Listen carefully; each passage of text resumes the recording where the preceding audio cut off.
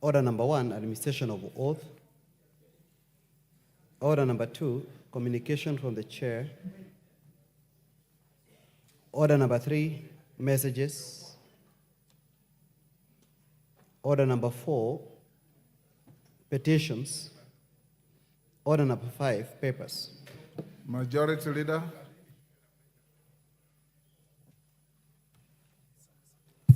Thank you very much, Honorable Speaker. Honorable Speaker, I beg to lay the following papers on the table of the House today, Tuesday, July 30th, 2024. The following statutory instruments and the accompanying explanatory memorandum, regulatory impact assessment, and report on stakeholders' engagement for the Ministry of Agriculture, Livestock and Development. 1. Legal notice number 99 of 2024 relating to the pest control products, labeling, advertising, and packaging regulations 2024. 2. Legal notice number 100 of 2024 relating to the pest control products, inspection, and certification regulations 2024. 3. Legal notice number 101 of 2024 relating to the pest control products, importation and exportation regulations 2024. 4. Legal notice number 102 of 2024 relating to the pest control products, fees and other charges regulations 2024. And finally, legal notice number 103 of 2024 relating to the pest control products disposal regulations 2024. I thank you, Honorable Speaker, and I beg to lay.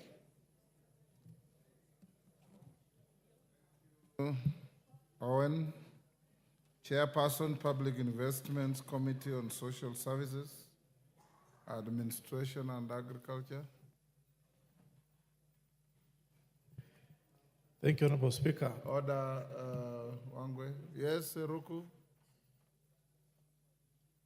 Thank you, sir. Thank you, Honorable Speaker. I made a request for statement several months ago on pest. We have not reached statements.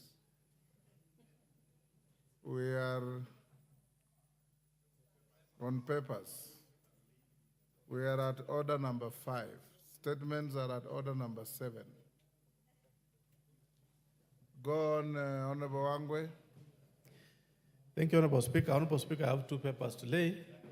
Honorable Speaker, I beg to lay the following paper on the table of the House today, Tuesday, 30th July, 2024. The 3rd report of the Public Investments Committee on Social Services, Administration and Agriculture on its consideration of the reports of the Auditor General on the financial statements of the following state corporations. 1. Kenyatta National Hospital, financial year 2018-2019 and 2019-2020. 2. Kenya Medical Supplies Authority, financial year 2017-2018 and 2018-2019. 3. Kenya Veterinary Board, financial year 2018-2019, 2019-2022, and 2020-2021.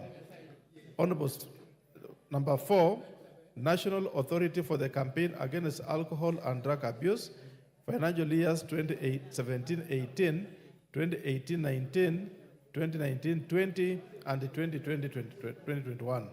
5, Kenya Broadcasting Corporation, financial years 2000 to 2001, 2001, 2002, 2002, 2003, 2003, 2004, 2004, 2005, 2005, 2006, 2006, 2007, 2007, 2008, 2008, 2009, 2009, 2010, 2010, 2011, 2011, 2012, and 2012, 2013. Thank you, Honorable Speaker. Honorable Speaker, the second paper, Honorable Speaker, I beg to lay the following paper on the table of the House today, Tuesday, 30th July, 2024. The report of the Public Investments Committee on Social Services and Administration and Agriculture on its consideration of the performance audit report by the Auditor General on the provision of services to persons with disabilities by the National Council for Persons with Disabilities. Thank you, Honorable Speaker. Thank you, Honorable Wangwe. Chairperson, Committee on National Cohesion and Equal Opportunity, Yusuf.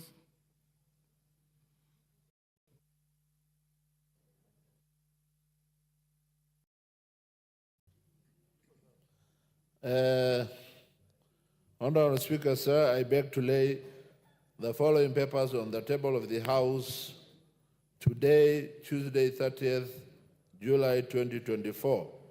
Reports of Select Committee on National Cohesion and Equal Opportunity. Number one, ID for African Annual General Meeting held from 21st May to 24th May 2024 in Cape Town, South Africa.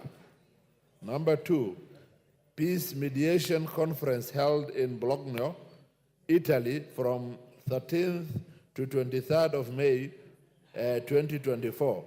Three, inspection visit to 14 special need schools in specified counties as shown. Thank you.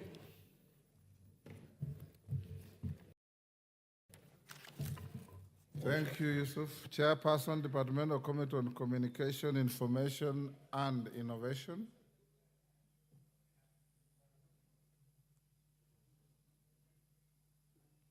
KJ?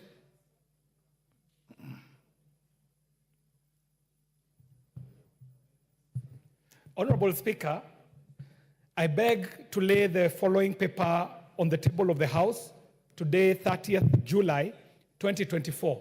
And Mr. Speaker, this is the report of the Departmental Committee on Communication, Information and Innovation on its consideration of the Kenya Technopolis Bill.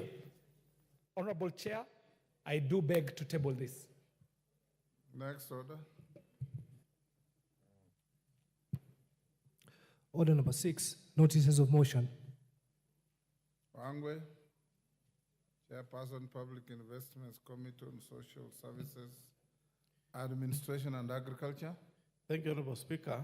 Honorable Speaker, I beg to give notice of the following motion, that this House adopts the third report of the Public Investments Committee on Social Services, Administration and Agriculture on its consideration of the report of the Auditor General on the financial statements for the following state corporations laid on the table of the House on Tuesday, 30th July 2024. 1. Kenyatta National Hospital, financial year 2018-2019 and 2019-2020.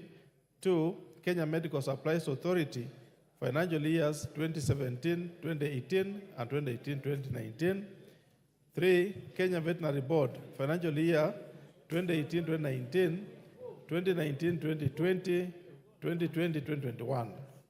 4. National Authority for the Campaigns Against Alcohol and Drug Abuse, financial years 2017-18, 2018-19, 2019-20, and 2020-2021. And 5. Kenya Broadcasting Corporation, financial years 2000-2001, 2001-2002, 2002-2003, 2003-2004, 2004-2005, 2005-2006, 2006-2007, 2007-2008, 2008-2009, 2009-2010, 2010-2011, 2011-2012, and 2012-2013. The second motion, Honorable Speaker. Honorable Speaker, I beg to give notice of the following motion, that this House adopts the report of the Public Investments Committee on Social Services, Administration and Agriculture on its consideration of the performance audit report by the Auditor General on the provision of services to persons with disabilities by the National Council for Persons with Disabilities laid on the table of the House on Tuesday, 30th July 2024. Thank you, Honorable Speaker. Chairperson, Select Committee on National Cohesion and Equal Opportunity. Haji. Honorable Speaker, sir, I beg to give notice of the following motion, that the House adopts the report of the Select Committee on National Cohesion and Equal Opportunity on inspection visit of 14 special schools in specified counties laid on the table of the House on Tuesday, 30th July 2024. Thank you. Next order. Order number 7, questions and statements. Fine.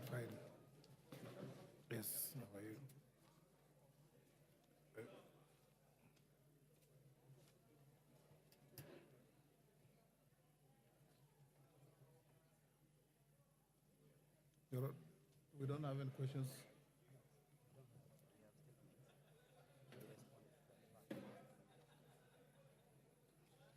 Yes, honorable members, we have a request for statements.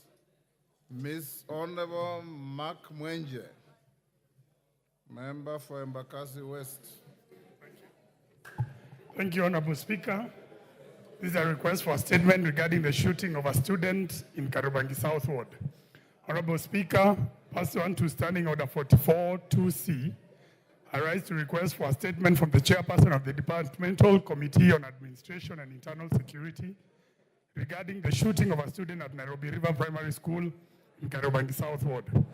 Honorable Speaker, on 23rd May 2024, during the demolition of structures built along riparian land in Kariobangi South Ward, Mr. Elvis Mohia, a 14-year-old student at Nairobi River Primary, was hit by a bullet after a police officer shot at the surrounding crowd. The minor was rushed to Huruma Nursing Hospital and later referred to Kenyatta National Hospital, where he underwent surgery. The mother to the minor reported the case on 27th May 2024 at Kariobangi Police Station and was first assigned an OB number 56/23/05/2024 and later assigned OB number 37/29/05/2024 on 29th May 2024. The minor is yet to be discharged due to the pending hospital bills incurred as the mother is unable to offset the outstanding bill. Honorable Speaker, it is against this background that I seek a statement from the chairperson of the Departmental Committee on Administration and Internal Security on the following. Explain the circumstances against which the minor, who was not involved in the exercise, was shot by a police officer during the demolition of houses in Kariobangi South on 23rd May 2024. Provide a report on the status of investigations into the shooting, including action taken against the police officer liable, and give a status report on measures the government has put in place to offset the hospital bills for the young man owing to the injuries sustained to ensure adequate compensation for the lost school time. Thank you, Honorable Speaker. Honorable Speaker, if I may have the attention of the Speaker. Yes, Mwenje? Thank you, Honorable Speaker. I wanted to draw your attention further to this statement. Yes. Honorable Speaker, this child, the mother, and they live in a slum which is known as City Carton, is being charged 388,000. These are people who live in a house that is rented at 2,500. The child is still being detained, cannot attend school, and therefore it's a matter, Honorable Speaker, I would request that the Chair Internal Security responds to this matter within 48 hours at the very least. Thank you, Honorable Speaker. Yes, Tongoyo.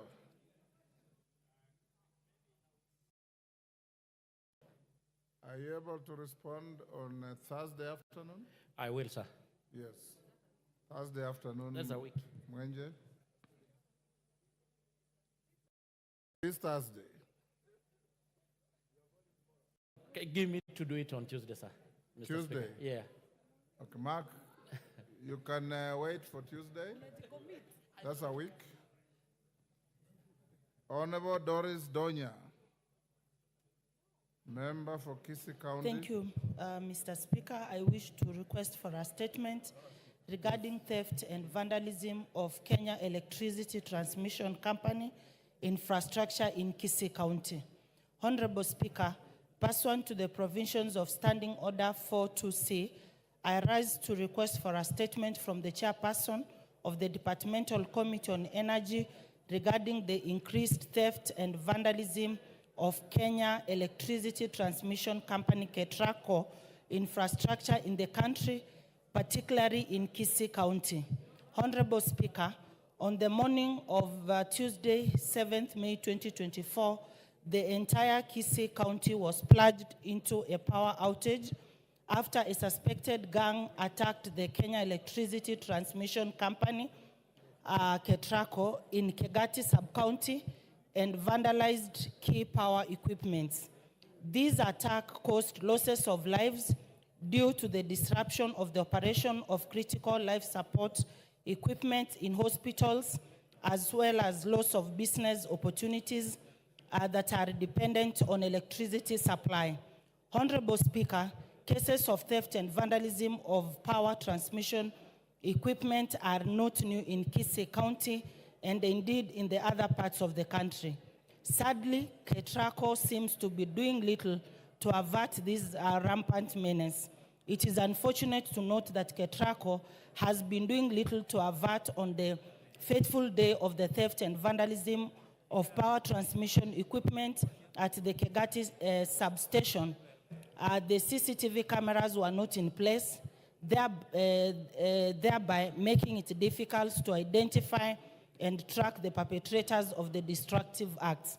Honorable Speaker, it is against this background that I request the chairperson of the Departmental Committee on Energy to appraise the House on the following. 1, the strategies that the ministry intends to implement to track down and prosecute all KETRACO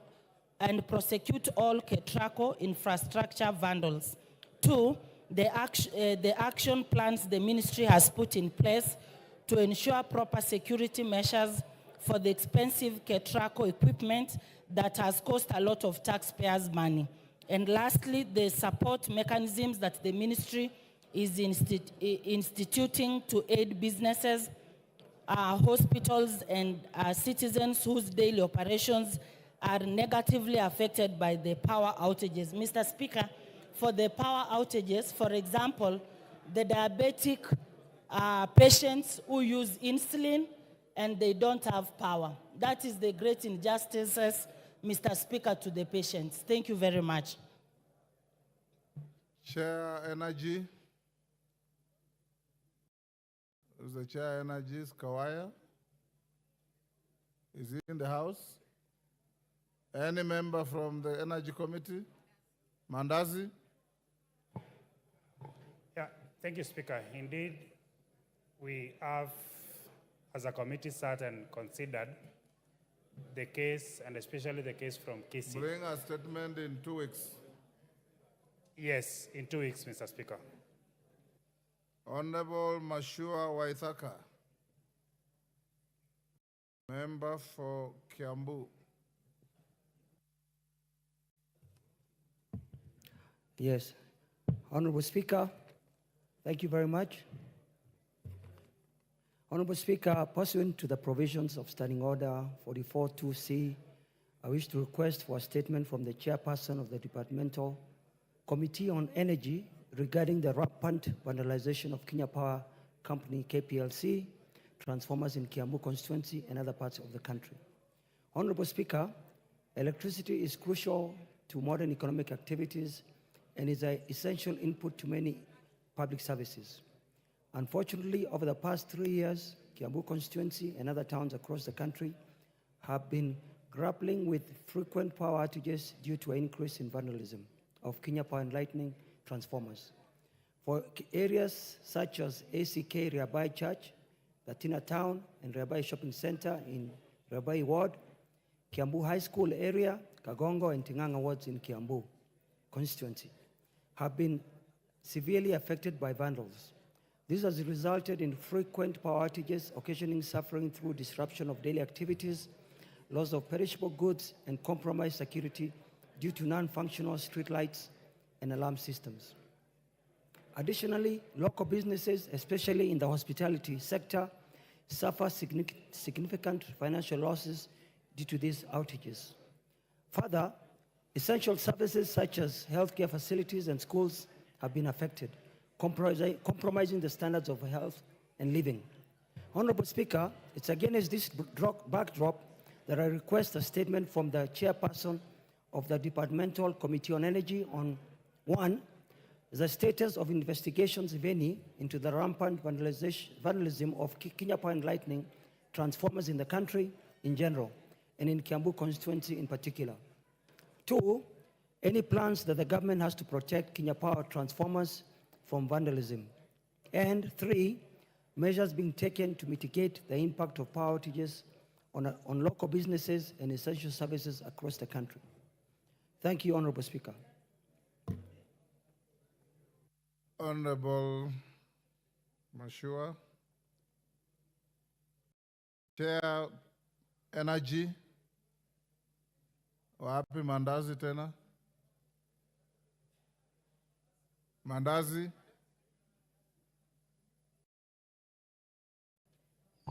Yes, Speaker.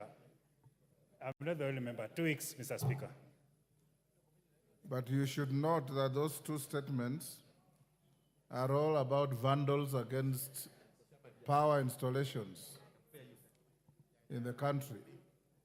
Yes, Mr. So Speaker. you better bring a comprehensive statement to assure the House and the country that power installations that are critical to every sector of the economy and our lives are safe. Did you listen to what Waithaka said? Yes, I've listened. Together, I've heard the statement from Honorable from KC. Okay. Thank you. Thank you. Honorable members,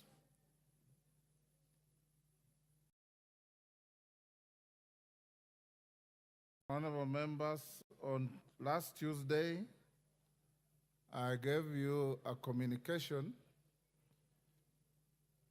following complaints by several members, and I indicated that Honorable Koimburi of Juja had called the Speaker and indicated his absence that day. He was going to Mombasa.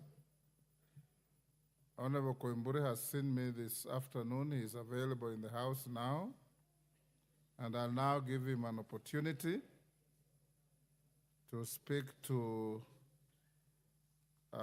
his issue that led to, among others, Honorable Munyoro, Honorable Lelmengit, Honorable Kagiri, Honorable Mutunga, Honorable Didmas Baraza, and others writing to the Speaker, and those who have also come to the Speaker's chamber to raise verbal complaints. Honorable Koimburi, the floor is yours. Thank you, Honorable Speaker, for giving me this opportunity. I rise just to apologize to my colleagues and members of this House. As you read my letter last week on Tuesday, I did not indicate why I am apologizing, but I'm here to indicate that, or to say this. I was in church and I make a mistake by saying that the members of parliament that voted yes, they were bribed with the 2 million. Honorable Speaker, I'm here to say sorry to the members because I don't have any evidence that they received money. Honorable Speaker, those was just a hearsay that I had when we was voting during the second reading of finance bill. I urge the members to forgive me, and then we move forward for the betterment of this country. Thank you, Honorable Speaker. Thank you, Honorable Koimburi. Deputy Speaker. Thank you, Honorable Speaker. I just wanted to help Honorable Koimburi to learn how to seek forgiveness. Before you seek forgiveness, you must confess the lie first. So you must confirm first that you lied, that you are dishonest, you lied in church, you lied to the people of Kenya, and put us to great shame. Then after that, after you have confessed, then you can ask for forgiveness. But before that, you cannot just ask for forgiveness. Yes, order. Honorable Wamumbi. Thank you, Mr. Speaker, for giving me this opportunity. Order, Rosa. Mr. Speaker, some of us lost properties because Honorable Koimburi lied that we received 2 million so that we could vote for the finance bill. Mr. Speaker, I'm asking one question. Is Honorable Koimburi ready to go back to the same church and apologize from the same church that he lied. Mr. Speaker, we must speak the truth and tell each other the truth. Is Honorable Koibori ready to go to the same church and admit on the same pulpit that he lied and he incriminated these members of parliament, Mr. Speaker? Thank you. Honorable Ruku. Thank you, Mr. Speaker. First, Honorable Koimbori is insincere, even with his apology. Is insincere, even the way the letter is worded. Mr. Speaker, we have lost faith with people of the Republic of Kenya because of the lie of Honorable Koimbori.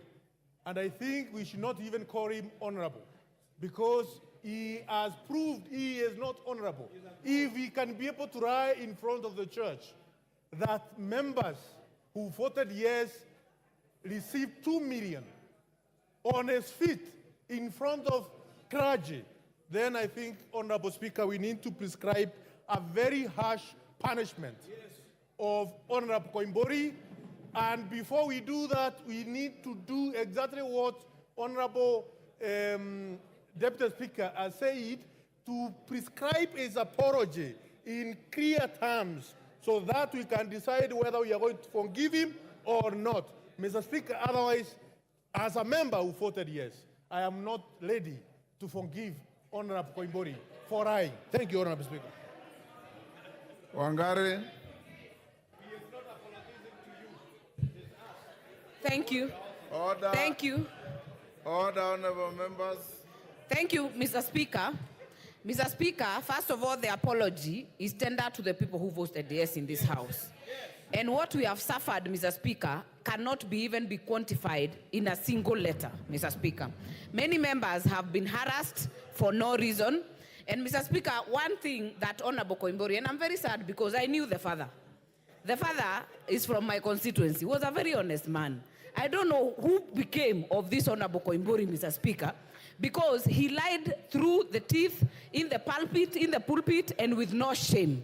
Mr. Speaker, what we need, even as we go to forgive Honorable Koimbori, we must set a precedent in this House, Mr. Speaker, that you cannot just say things outside there, incriminating members of parliament, incriminating the whole House, Mr. Speaker, and get away with it, Mr. Speaker. We must have him pay damages, but more importantly, we must have him taken action against by the Speaker, Powers and Privileges Committee, Mr. Speaker. There must be clear so that next time, any member who would like to drag the names of members under the bus to look good, Mr. Speaker, then they will think twice. And Mr. Speaker, one thing Honorable Koimbori must realize, he may have been doing this to look good. By the way, the whole House, one is rotten, all of us will be rotten, including him, Mr. Speaker. So I hope that this will be a lesson, and the precedent that will be set from your desk, Mr. Speaker, will discourage others from going the route that Honorable Koimbori has gone. It is a shame, and he should be ashamed of himself. Thank you, Mr. Speaker. Owen Bayer.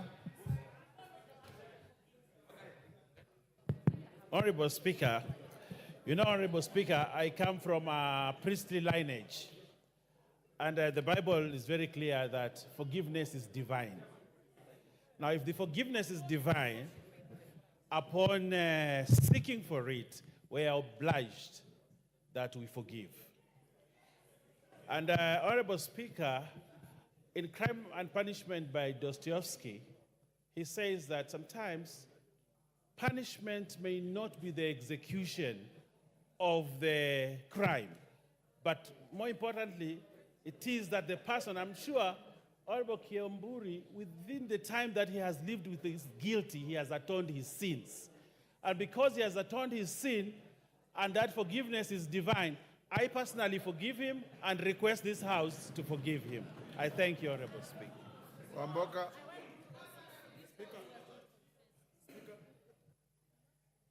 Thank you, Honorable Speaker. Indeed, it is regrettable what has been going around, but I also want to congratulate the Honorable Member for being a gentleman and apologizing. We have more important business to work on. And just to my brother like Ruku, there are more atrocities that have been committed in this house, including taking people's signatures, and we don't know where you took them. That was more serious.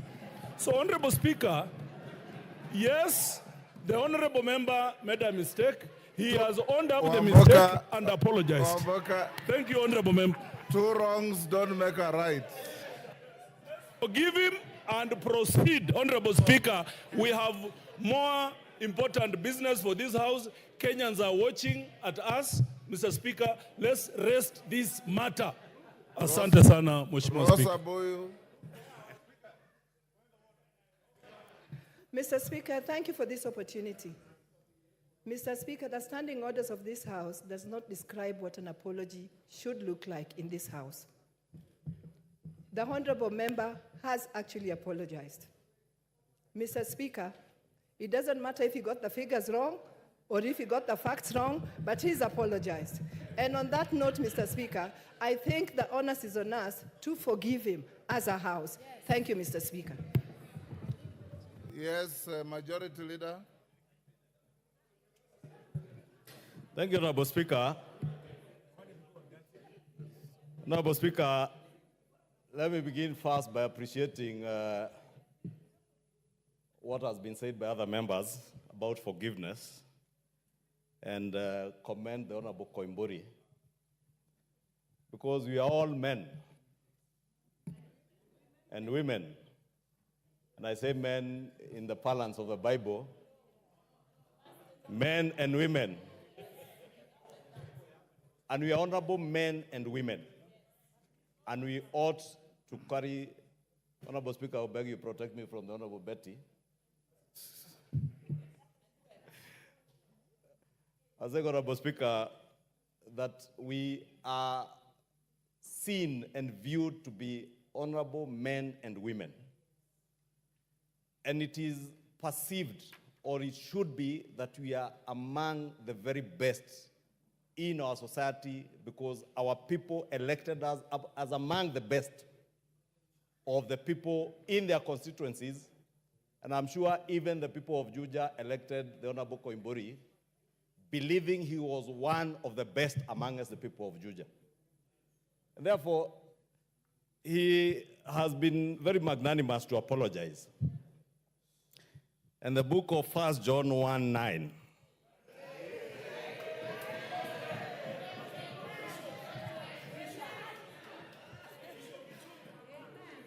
the good book tells us that if we confess our sins, he, meaning God, is faithful and just and will forgive us our sins and purify us from all unrighteousness. I think, Honorable Speaker, I have listened to what members across the aisle have said, that if you seek forgiveness, you shall be forgiven. And I must commend the Honorable Koimburi for seeking forgiveness for his unrighteous ways of things he said about members that were not there. But the book also tells us, if you confess. And when I listened to Honorable Koimburi, I heard him say that he said things that he now knows are untrue, and he knew they were untrue even at the time he said. Therefore, Honorable Speaker, the fact that the Bible tells us if we confess, we shall be forgiven by the Almighty God. And we are all followers of Christ and followers of the Almighty God, Allah, even for those of us who are from the Muslim Islamic faith. Honorable Speaker, if you can forgive me from these ones who are saying we are not God. Of course, I know we are not God. But we all believe in God. And I want to believe in this House, Honorable Speaker, we are men and women of great faith. Men and women who are Christians and others who are very good Muslims, who believe in the Almighty God. And therefore, being followers of Christ like myself, I have absolutely no problem as a person in forgiving the Honorable Koimburi for his inequities. However, to protect the institution of Parliament, Honorable Speaker, to protect the dignity of this House, to protect the dignity of innocent members of Parliament who are seen as sellouts for either 2 million shillings or 2,000 shillings or whatever the amount was, Honorable Speaker, then I would beg that we handle this matter with a little bit more care, so that tomorrow I do not stand up and accuse a member of Parliament who votes this way or the other of having received bribes, knowing what I am saying is untrue. More worrying, Honorable Speaker, and I would urge you, Honorable Speaker, to ask the Honorable Koimburi to stand in his place. Because if you seek forgiveness, please do so with clean hands. When the Honorable Koimburi wrote that letter last week, Honorable Speaker, that letter was delivered to your office in the evening. A copy was delivered to my office, and a copy, I think, to the leader of minority, because they were copied. And I would have wanted to hear the Honorable Koimburi confirm if indeed what he says, he was the author of this letter. This letter was delivered by a staff member in his office, whom he knows, and I don't want to name him because he's not here, but the Honorable Koimburi knows his staff member who delivered that letter. The letter was stamped in my office. Unfortunately, the person who stamped it received, put one stamp upside down on the copy that he came with, that he was to return with. And he asked that it be stamped properly, facing up, and it was stamped. That is the letter that circulated on social media last week. The Honorable George Koimburi, on his social media platform, specifically on his Facebook page, stamped the same letter fake and said it is fake news. I would therefore have been more convinced to believe in the seeking of forgiveness by Honorable Koimburi if he also came out clearly to tell the people of Kenya whether the dishonesty exhibited on his Facebook page is not the same dishonesty he now seeks to exhibit on the floor of this House, pretending to seek forgiveness that he does not mean. But if the Honorable Koimburi can confirm to me and to this House that even his actions on Facebook page that day were informed by other factors other than the truth, Honorable Speaker, and confirm he was the author of this letter, then I am more than willing myself to forgive the Honorable Koimburi. Failure to do that, Honorable Speaker, and that's why I say there must be a balance between our faith and the dignity and honor and respect of this House, Honorable Speaker. Failure to do that, then I would strongly recommend, because Honorable Koimburi cannot be in a church and allege one thing, come and draft a letter seeking forgiveness, then the same evening post on social media that the letter is fake. A week after, appear on the floor of this House now saying a different thing. Which George Koimburi do we believe? Which George Koimburi are we seeing here? Which George Koimburi is here? Is it the George Koimburi who lies in church? Is it the George Koimburi who stamps letters fake on social media? Or is it the meek-looking George Koimburi who is seated here now seeking forgiveness? If this George Koimburi seated here seeking forgiveness, Honorable Speaker, is the same Koimburi, I forgive him. If the George Koimburi of lying in church and later denying and reasserting the lie, then I will not forgive that George Koimburi. But the George Koimburi who is here, if he wants to be honorable, if he wants to dignify this House, he must come out clean, confess, one, to the lie he said in church, confess to the lie he sold on social media. If he comes out clean, I am more than willing to forgive the Honorable George Koimburi and ask the Almighty God to also forgive him for having lied in church. And the Honorable George Koimburi is my very good friend, Honorable Speaker. In fact, the Honorable George Koimburi, in his first election as a member of Parliament, he will tell you he had serious problems when he was seeking election first as a member of parliament. The Honorable George Koimburi was elected never having set foot in a single political rally in Juja constituency. He campaigned when he was in hiding. And he knows the only place he could come to when he was in hiding was to my house for me to facilitate him, to be able to facilitate his campaign. And these are facts of life, Honorable Speaker. And the Honorable Koimburi knows. I have invited him to my house, facilitated his campaign. And that is why, as a friend, I choose to forgive him if he confesses the dishonesty. And therefore, Honorable Speaker, I will ask, before you conclude, the Honorable George Koimburi to rise in his place and clarify the matter of the letters, because that is pertinent for me and for many members to know whether indeed he's genuine in the seeking of forgiveness. Thank you, Honorable Speaker. Order, Rosa Buyu. Order, Rosa Buyu. Order, Rosa Buyu. You are being disorderly. Then go out without causing disorder.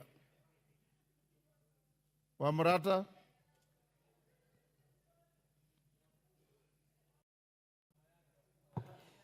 Thank you, Mr. Speaker. I stand to address this issue of Koimburi. Having come from the same county with him and being his mama county, I, number one, was very embarrassed at the situation that Koimburi put us in.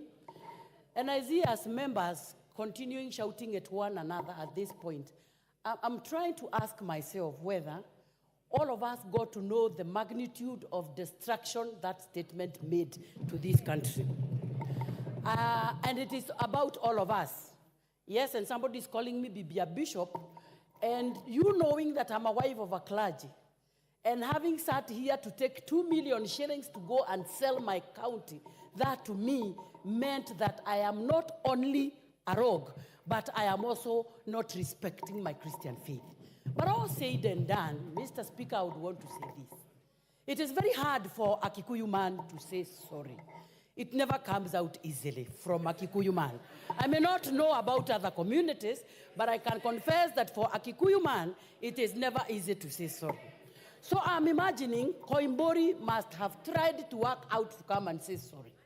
But again, he is playing us a game. Because Koimburi has apologized and apologized very clearly, and we feel good.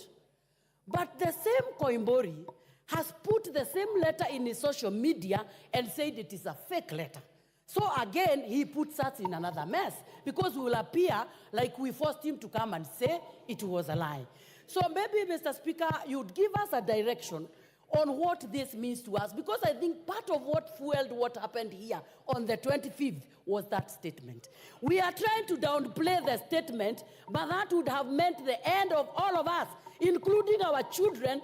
And as I am seeing some people there shouting, they need to understand the magnitude and the weight of that statement and what it meant to this country and where it would have taken us. So, Mr. Speaker, I would only want to make one request, that maybe Koimburi, people may not buy our story because they already believe we were given the 2 million. But then he needs to put a proper apology to the people of Kenya. They may not buy the story, but at least he would have spoken about it. But for me, as his mama county, I had said I will never forgive him in heaven and on earth. But today, on this floor of the House, I am choosing to forgive him, but on condition that he again puts again on his social media that whatever he said was a lie. And yes, and go to the same church which is also in Kiambu County, where I represent, and stand there, na yeye ni member wa hiyo church, and be prayed for. Na hiyo kanisa yao believes in mafuta, aende amwagiliwe mpaka mafuta ya confession, so that we forgive him. Yes, Osoro. Thank you very much, Honorable Speaker. Honorable Speaker, immediately we had an issue here on 25th. That Sunday, Honorable Speaker, I tried to attend some church, a men's conference in Ruiru constituency, Honorable Speaker. And immediately I enter that church that I do not worship in, people started singing as I walked, towards my sitting position, 2 million, 2 million, 2 million. I am not an MP elected to represent the people of Ruiru constituency. And I was left wondering, Honorable Speaker, if this is what I am facing, a person elected in, a constituency that is about 500 kilometers from the place I attended church, Honorable Speaker, I couldn't help but sympathize with the situation of the Member of Parliament for Ruiru, Honorable Speaker. This is what these members are talking about. The members seated on the opposite side of this House, Honorable Speaker, may not be aware of what these members seated this side went through, Honorable Speaker. It is extremely difficult to simply just say, by a mere expression or attendance of this honorable member in the floor of the House and just saying, please forgive me, to them it sounds so easy that just forgive. But what, Honorable Speaker, we are asking is that the Member of Parliament goes an extra mile. And to some of us, Honorable Speaker, that really campaigned for him. There's some of us who went out there when he went there when he was vying in the first term. And when he did not even know us by name, Honorable Speaker, during the by-elections. And people contributed. Then even after that, Honorable Speaker, after he won in his second term, he came to my office when he had a petition. And we actually won in his petition. He was awarded the costs. He did not even forgive the petitioner that was running against him. He's actually telling me that you must attach his property. He's here telling us that we forgive him when we've lost 1 million property, Honorable Speaker, across the country. The honorable member from Nyeri, the honorable from one of the Kieni, the honorable Chieni, Honorable Speaker, lost 3 supermarkets. 3 supermarkets. I mean, worth 5 billion shillings, Honorable Speaker. And any time he was actually walking around, 5 million, I'm sorry, 500 million. 5 billion plus the house, Honorable Speaker. And people were singing to his house saying, you have 2 million. In the minds of the people in the villages, Honorable Speaker, they think 2 million is a huge amount that can build supermarkets, that can stock the entire supermarket. And Honorable Koimbori did not even stop at that, Honorable Speaker. He went ahead in another function in the company of another top government official of this country and repeated the same words, Honorable Speaker, in another function, Honorable Speaker. So we do not know what apology was he seeking for. Was it for the first mistake of saying a lie, or the second mistake of repeating the lie, and the third mistake of writing on social media and in his own letter that he served in your office and the majority leader, and still posted it on social media and said fake? So which apology should we take? Is it the first, second, or third apology, Honorable Speaker? And as I conclude, Honorable Speaker, I believe this House has got rules and regulations and the procedures to follow. My opinion, Honorable Speaker, could be that the Honorable Koimbori be subjected to the Powers and Privileges Committee so that he can explain himself if he can't do it in the entire floor of the House. And he can have, his issues heard, Honorable Speaker. Thank you. Honorable members, I want to bring this to an end. Honorable Koimbori, did you label the letter that you sent to my office and I read to this House as fake? Before I give direction. Order. Thank you, Honorable Speaker.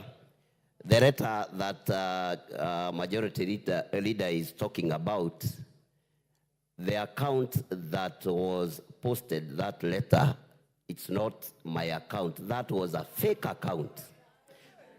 In my Facebook, you can check. There is 2 accounts, Honorable George Koimbori account and Honorable George Koimbori Juja 1. The Juja 1 is a fake account. My account is George Koimbori. You can check even in your phone. You can open it. The letter was posted in a fake account. I stand to say, I stand, Honorable Speaker, I stand to ask my honorable members of this House to forgive me. Forgive me. I will never repeat it again, honorable members. Just forgive me, because I had hearsay. Prevent me, Honorable Order, Speaker, honorable please. members.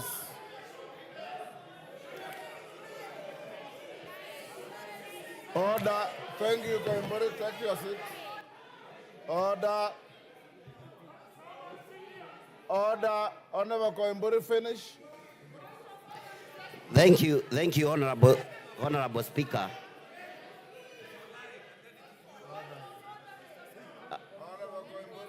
As I said before, Honorable Speaker, there was a hearsay that honorable members who voted yes in a second reading were bribed with the 2 million.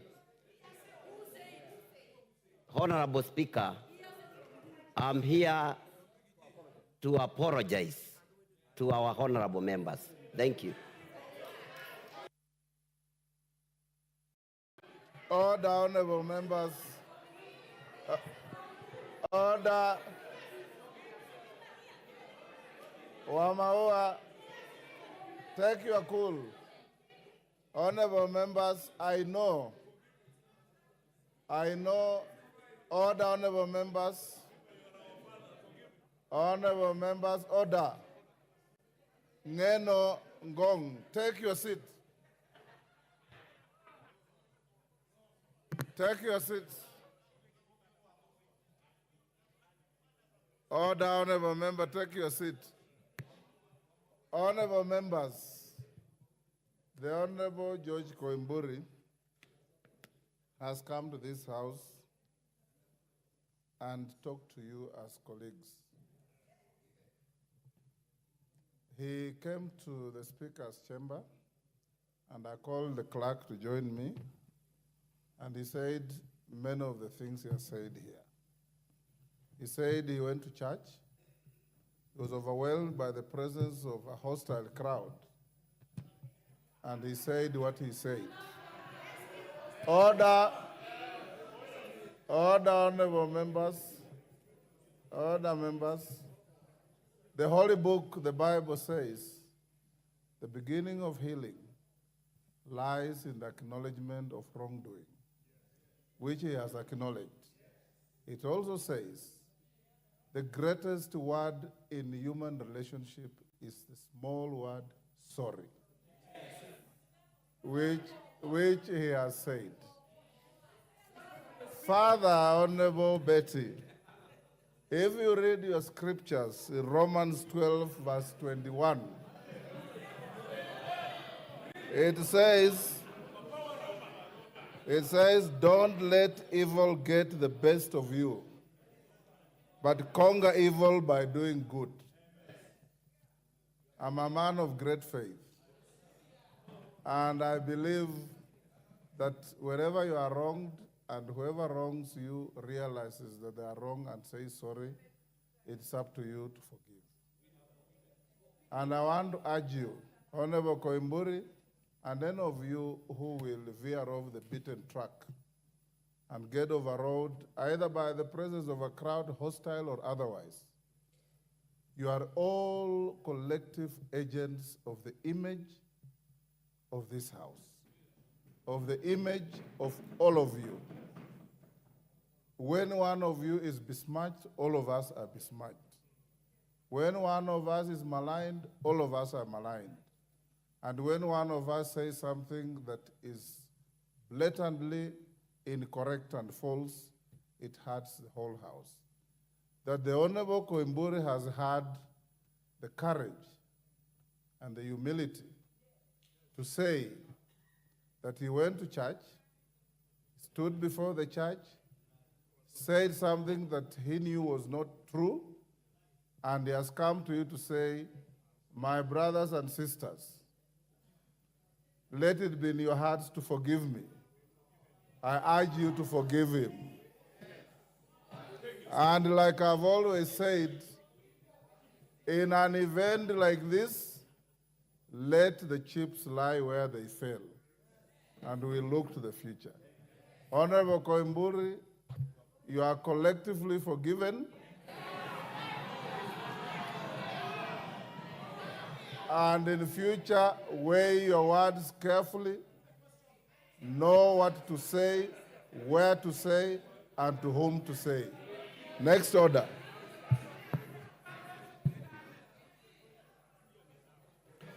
Order number 8, motion. Reduction of publication period of a specified bill. Majority Leader. Oh, Chair of Budget, sorry. Chair of Budget. Thank you very much, Honorable Speaker. Honorable Speaker, I wish to move that pursuant to the provisions of Standing Order 121C, that this House resolves to reduce the publication period of the Supplementary Appropriations Number 2 Bill, National Assembly Bill Number 39 of 2024 from 7 days to 5 days. Honorable Speaker, we are basically doing this because, as members understand, the government is almost in a near standoff, Honorable Speaker, or shutdown, and therefore, Honorable Speaker, we need to hasten the process of supplementary appropriations, Honorable Speaker, so that we can proceed into giving the National Treasury whatever they need, Honorable Speaker, so that the government can continue spending money in the various MDAs, including here in Parliament, the other arms of the executive, the county governments, Honorable Speaker, and also including CDF. And Honorable Speaker, what you are doing is just to hasten the process so that we can be able to draw monies from the consolidated fund for the furtherance of provision of service to the Kenyan people and also for development expenditure. Honorable Speaker, I wish to request the chair for JLAC, the Honorable Murugara, and the former managing partner of a very serious law firm, Dentons, to second these motions. Yes, Murugara. All right. Thank you very much, Mr. Speaker. Mr. Speaker, I beg to second this motion, a very important motion, as moved by the chairperson of the Budget and Appropriations Committee. Mr. Speaker, sir, the appropriations we are just about to make are crucial to the national government and to the county governments. It's vitally important that funds are provided so that the two governments can actually run and do their affairs. The same extends to this House when it comes to the second arm of government, the legislature, and also to the third government of the country, which is the judiciary. All these arms of government are waiting for funds, and therefore it is incumbent on this House to ensure that the appropriations are made and the country is able to move. I do beg to second. Order, honorable members on their feet, take your seats. Order. Member for Pokot, take your seat.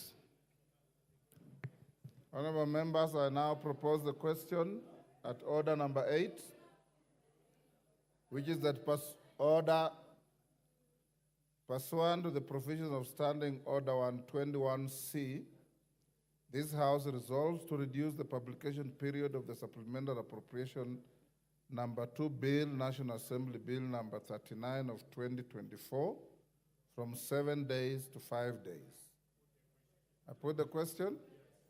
I now put the question at order number 8, which is that pursuant to the provisions of Standing Order 121C, this House resolves to reduce the publication period of the Supplemental Appropriation Number 2 Bill, National Assembly Bill Number 39 of 2024, from 7 days to 5 days. As members of that opinion say aye. Those of the contrary opinion say nay. The ayes have it. Next order. Order number 9, the Supplementary Appropriation Number 2 Bill, National Assembly Bill Number 39 of 2024. First reading. A bill for an act of parliament to authorize the issue of certain sums of money out of the consolidated fund and their application towards the service of the year ending on the 30th June 2025, and to appropriate those sums for certain public services and purposes. Order.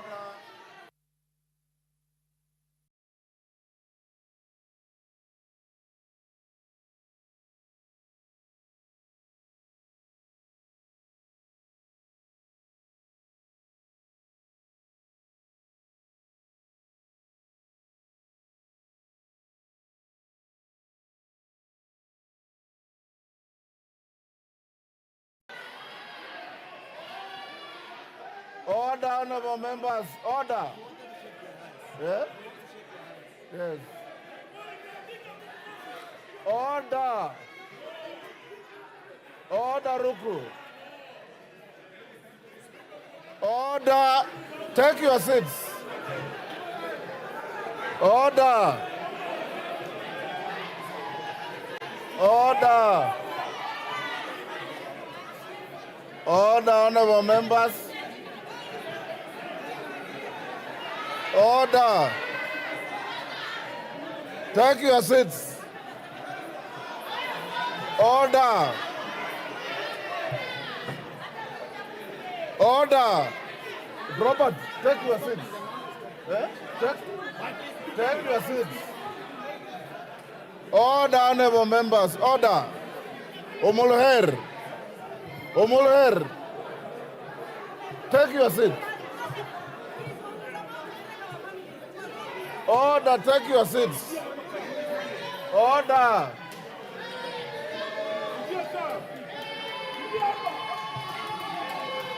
Order, honorable members, order. Order, Rosa, take your seats. Order.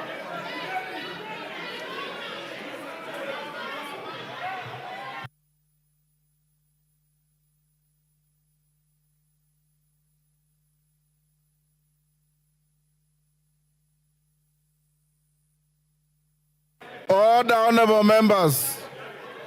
Order. Order.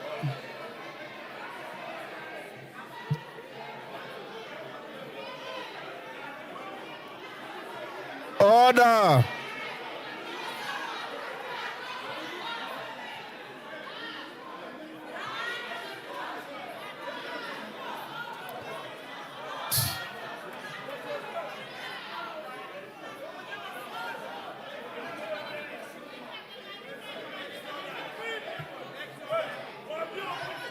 Order. Order, members. Member for Malindi, take your seats. Order, members, take your seats. Honorable Ruku. Order, members. Order. Order, members. Take your seats. Honorable Jalango. Order. Order. Order. Take your seat. Take your seat.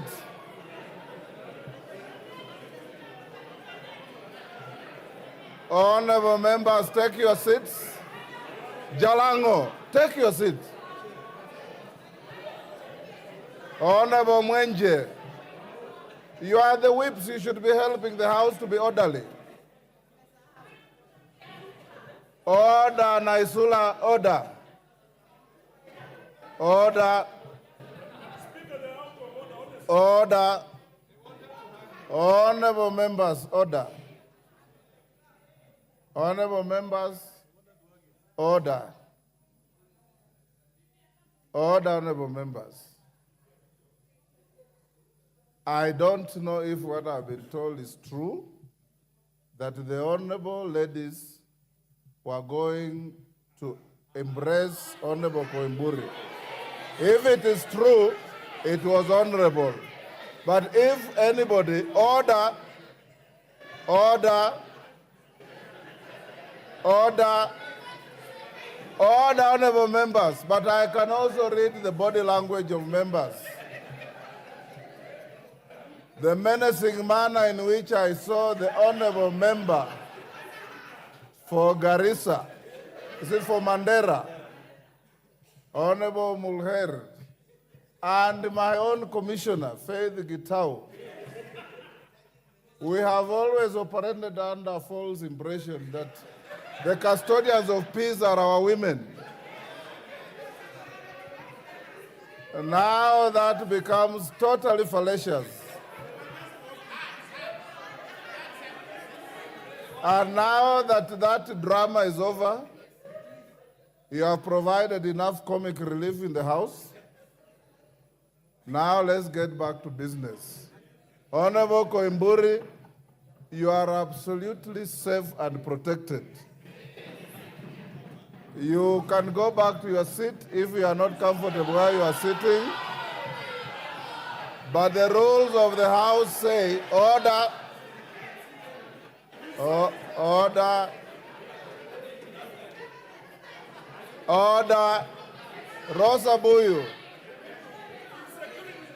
It is amazing how you are wailing louder than the bereaved. It's totally amazing how you are wailing louder than the bereaved. But let's go to the next order. Order number 10, the Supplementary Appropriation number 2 Bill, National Assembly Bill number 39 of 2024, second reading.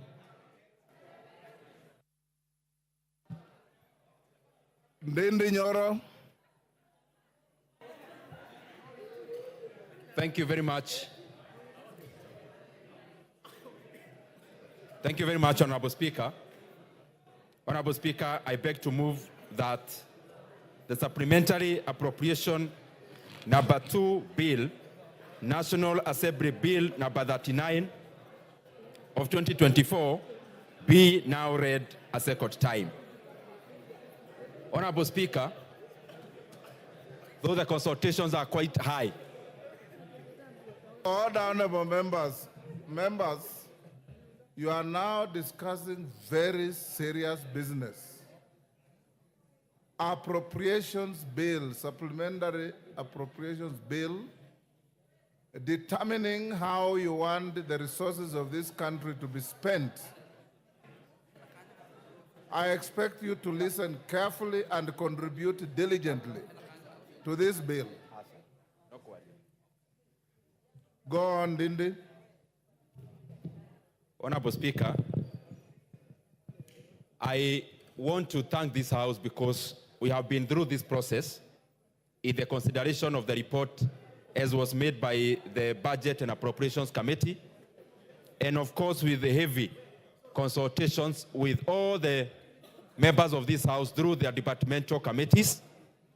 And Honorable Speaker, after what we did last week, then the process now has shifted into concretizing what we have been doing last week in the form of the appropriations bill, Honorable Speaker. Honorable Speaker, and I hope we are together with members.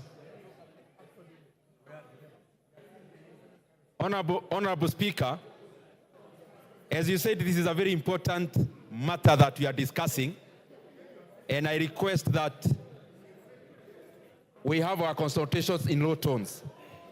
Honorable Speaker, the process that we are having today, as I said earlier, is the culmination of the budget-making process, and as far as approval of the appropriations is concerned. And Honorable Speaker, members will also be having a chance, because in the second reading, to actually make their comments and opinions and take part in this debate.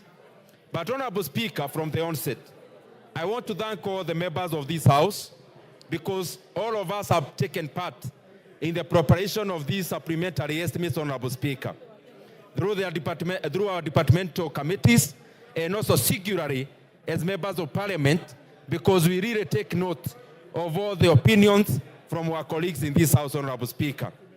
Honorable Speaker, also I want to thank you and thank the clerk of the National Assembly for availing to us a very good working environment, Honorable Speaker, and especially the precincts of Parliament, where we discussed the entire process, Honorable Speaker. Honorable Speaker, as I had said when we were doing or debating the report, I also want to thank the members of the Budget and Appropriations Committee, and also our back office, Honorable Speaker, which is the Parliamentary Budget Office, Honorable Speaker, and especially we have been working very closely with officers like Abel, Julie, and done, Honorable Speaker, in the preparation of this appropriations bill. Honorable Speaker, why are we having this debate today? The reason why we are having this debate today, Honorable Speaker, number one, it is unprecedented. We have never had a supplementary budget being prepared before the main one is actually implemented. Honorable Speaker, therefore, this is the first time in the budget-making process in Kenya where we are having the supplementary estimates, Honorable Speaker, be considered barely a month after the passage of the main budget. And Honorable Speaker, this is premised on the fact that, Honorable Speaker, we were preparing a budget. The budget had two sides. There was the revenue side, but also the expenditure side. I am lucky to be handling the expenditure side. The revenue side, as we know, is handled by the Finance Committee, led by my brother, Honorable Kimani Kuria. Honorable Speaker, we passed our side as the Budget Committee, which is the expenditure, in anticipation that we were to have the entire revenue-raising measures, Honorable Speaker, realized. Unfortunately, Honorable Speaker, or fortunately so, the Kenyan people requested that we look at other means, Honorable Speaker, insofar as the management of public finances is concerned.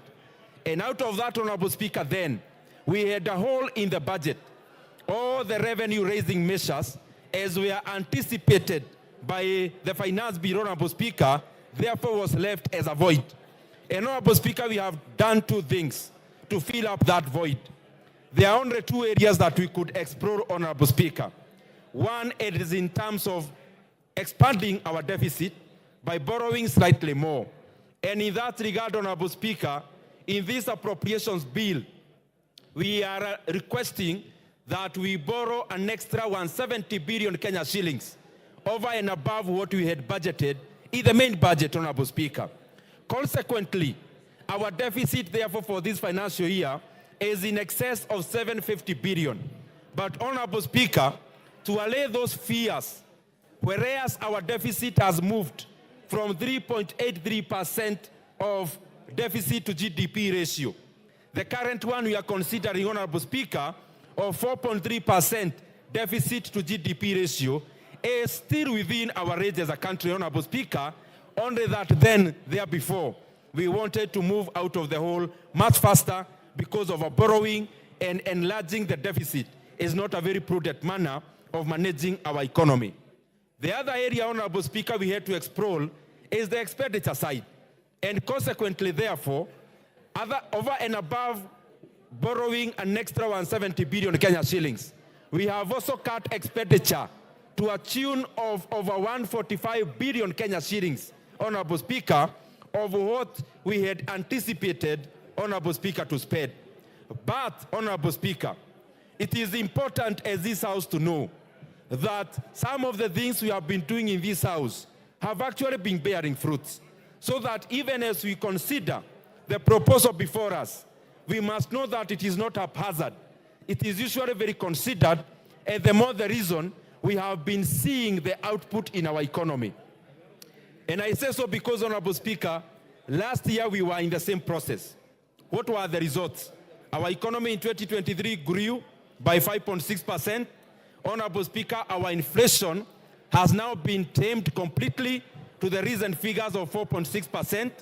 Honorable Speaker, also, our currency seems to respond to the policies that we have been making in this House, and especially insofar as budget is concerned. And that is why our currency, against the greenback, has been gaining now close to 20% this year alone, Honorable Speaker, and much more in comparison to the regional currencies. Honorable Speaker, what are the other areas of consideration when we were making this supplementary budget, Honorable Speaker? One, we know that it is just out of semantics that we are calling it supplementary one. But in practice, Honorable Speaker, what we are passing today is actually the main budget. And I say so because the main one was not implemented. What will get implemented is actually what is contained in here. And I see members are already reading it. Members are already consulting on the content in this bill, Honorable Speaker. What is the content here, Honorable Speaker? The budget we are considering is a budget of roughly 3.84 or thereabout trillion Kenya shillings, Honorable Speaker. 3.8 trillion, just to roughly approximate. Honorable Speaker, if you look at the revenue side, we have been able to downgrade our projections. And other than the 2.9 billion shillings we anticipated, Honorable Speaker, in the main budget, we will now be raising just above 2.6 trillion Kenya shillings. Honorable Speaker, the A&A in this budget is just around 440 billion Kenya shillings. But also, Honorable Speaker, as I said before, the deficit is over 700 billion Kenya shillings. But what is on the expenditure side? On the expenditure side, Honorable Speaker, I just want to highlight a few elements. One, on the national government side, we have been able to take a hit, Honorable Speaker, of around 121 billion Kenya shillings. This is the downgrade, Honorable Speaker, in expenditure in regards to the executive, parliament, and judiciary. And Honorable Speaker, to lead that way, here in Parliament, Honorable Speaker, we voluntarily, Honorable Speaker, accepted a cut of Kenya shillings 3.7 billion, Honorable Speaker. And members of this House have told Kenyans very clearly that they are willing to travel less. They are willing to travel less domestically and also in terms of foreign. And Honorable Speaker, therefore, we have been able to rationalize those budgets in the National Assembly and in Parliament at large. Honorable Speaker, we have also been able to cut some literal resources from the judiciary so that they also carry an equivalent burden. And I hope members are listening, Honorable Speaker, because when it comes to travel, let me repeat, the budget for travel, both foreign and domestic, has been cut across the board. And therefore, Honorable Speaker, I want to thank the members of this House because they have said it very categorically that they don't want to travel as much as we have been traveling because they are very cognizant of the problems that we are dealing with as an economy. And that is why, Honorable Speaker, we cut Kenya shillings 3.7 billion from Parliament. Judiciary has lost, executive has lost. But also, Honorable Speaker, the cuts have been horizontal and vertical. We have cut in all levels of government. Whereas the national government is losing 121 billion, even our counties, Honorable Speaker, are losing 20 billion, Honorable Speaker, in equitable share. And therefore, Honorable Speaker, these are tough times, and I want to congratulate all leaders for allowing that we have a lesser budget in terms of size and everyone to take a haircut. Honorable Speaker, what are the other areas that have suffered? As we are aware, Honorable Speaker, when I was moving the main budget, there was an increment in CDF of 10 billion Kenya shillings. Honorable Speaker, I want to thank this House because members have accepted that, yes, we can postpone that dream, and therefore we live with the budget that we had the last financial year. Honorable Speaker, there was 14.5 billion Kenya shillings for rural electrification. I also want to thank the members of this House because they have already agreed that we postpone the electrification project, Honorable Speaker, where every constituency was to get 50 million Kenya shillings every constituency. Honorable Speaker, beyond that, road sector, of course, has been decimated. Road sector has lost some quite colossal amounts of money, Honorable Speaker, and many other sectors. But I also want to assure this House, ostentatious spending, Honorable Speaker, spending that is not core to service delivery, we have also cut across the board, Honorable Speaker. Honorable Speaker, let me not dwell too much on the cuts. Let me first go to the policy issues. There is something peculiar that we noted when we have been considering this supplementary budget. Honorable Speaker, one is that as we consider the supplementary estimates, barely a month after the passage of the main budget, we have seen a high appetite of MDAs requesting that we enhance their A&A. And therefore, Honorable Speaker, the conclusion that we have come to as the Budget Committee is that MDAs have been underestimating grossly their appropriations in aid. And Honorable Speaker, we have in our report recommended several things. We have seen very clearly that our country is very rich. And in that regard, two things have come up. One, Kenya as a government is overrepresented when it comes to organizations owned by government.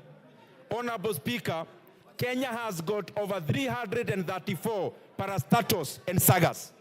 Honorable Speaker, we have started the route of rationalizing this area, Honorable Speaker, and in this supplementary budget, Honorable Speaker, we have denied 47 of them money for operations and maintenance, Honorable Speaker, because they are either duplicating service, Honorable Speaker, or they have been overtaken by events. Honorable Speaker, as a country, this is a route you have to travel. We cannot continue having many bodies of government overlapping their services to the Kenyan people, Honorable Speaker, while we are still spending a lot of money in their recurrent expenditure. Honorable Speaker, 47 sagas, 47 government organizations have been owed up through this process, Honorable Speaker, by first denying them the budget as we, Honorable Speaker, decide what to do as a country with them. The second thing, Honorable Speaker, zooming in, and I want to request this discussion that we follow together as members. In a constituency like Suna West, in a constituency like North Hor, in a constituency like Baringo, Honorable Speaker, Baringo North, we have, for example, an engineer who represents the Kera roots on the ground. In the same constituency or region, we have a Kenha office and engineers already on the ground. In the same jurisdiction, we have Kura officers, Honorable Speaker, in the same ground. We have to ask ourselves very honest questions, Honorable Speaker. Do we need a Kera engineer, on top of that, a Kenha engineer, on top of that, a Kura engineer in Ronyejes, for example, Honorable Speaker? Can these roles be done by a singular office in the regions?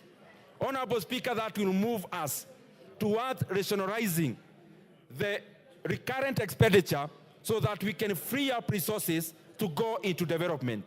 In the water sector, Honorable Speaker, we have over 20 bodies in the water sector alone. Waterworks, over 10. There are other national bodies, Honorable Speaker. We have to look inwards, Honorable Speaker, and be very categorical. Do we need, as a country, to have 20 bodies dealing with water, for example, whereas each of them is having like $500 million Kenya shillings in recurrent, Honorable Speaker, doing the same job? Honorable Speaker, this is a question that in the midterm, we have to ask and critically evaluate whether we need these bodies or we need to condense them and therefore free up resources to go into the service of the Kenyan people. Honorable Speaker, I also now want to highlight some of the areas we never touched in terms of cutting their budgets or rationalizing. Honorable Speaker, I want to laud the corrective wisdom of this House. And Honorable Speaker, I request that the members get this very clearly. Whereas we have been cutting the budget to fit into the shoe properly, Honorable Speaker, there are some areas we as a House have said no to their cuts because we think they are critical to the Kenyan people who we represent. One of them, Honorable Speaker, the monies that had been allocated for the confirmation of the JSS interns, 18.7 billion Kenya shillings. Honorable Speaker, we did not approve any cut. The money is going appropriated so that we confirm our JSS interns, all the 46,000 of them, into permanent and pensionable terms. The second thing, Honorable Speaker, there are interns in our health sector. And Honorable Speaker, the interns in our health sector, we have also allocated Kenya shillings, 3.7 billion Kenya shillings, for them to be confirmed into permanent and pensionable terms because they deserve that, Honorable Speaker. Thirdly, Honorable Speaker, our economy is agrarian. Our economy is agricultural based. This is not a very good story, Honorable Speaker, because in economics, one of the areas to measure whether an economy is growing is when an economy has less and less of agriculture in the composition of GDP.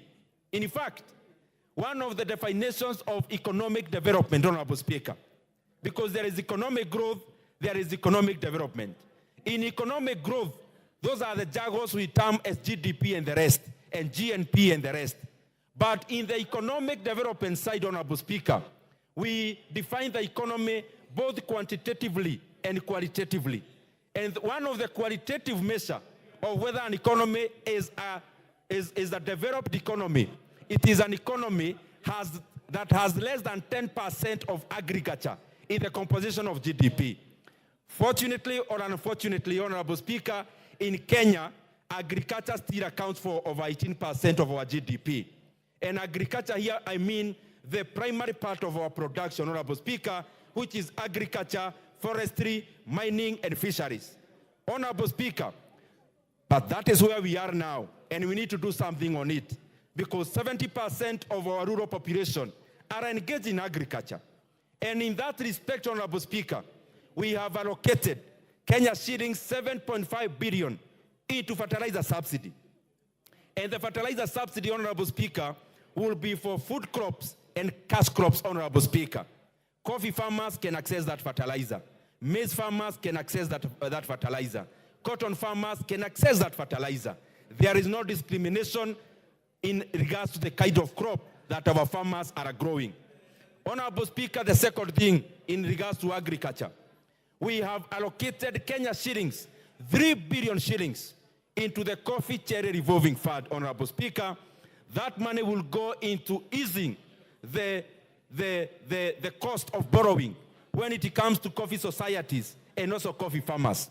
The other thing in regards to coffee, Honorable Speaker, coffee farmers, the recently tabulated debts are around 8.6 billion Kenya shillings that coffee societies owe to the banks.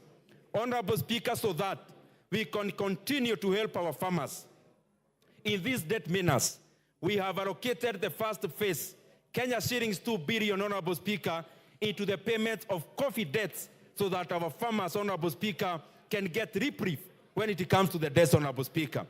In the sugar sector, we have allocated around 700 million to 1 billion Kenya shillings, Honorable Speaker.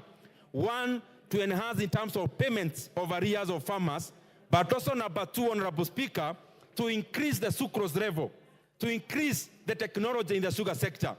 And I want to laud Honorable Mutunga, Honorable Speaker, who is the chair for agriculture, because he has actually looked inwards into AFA to get resources to support our sugar farmers because they also deserve more.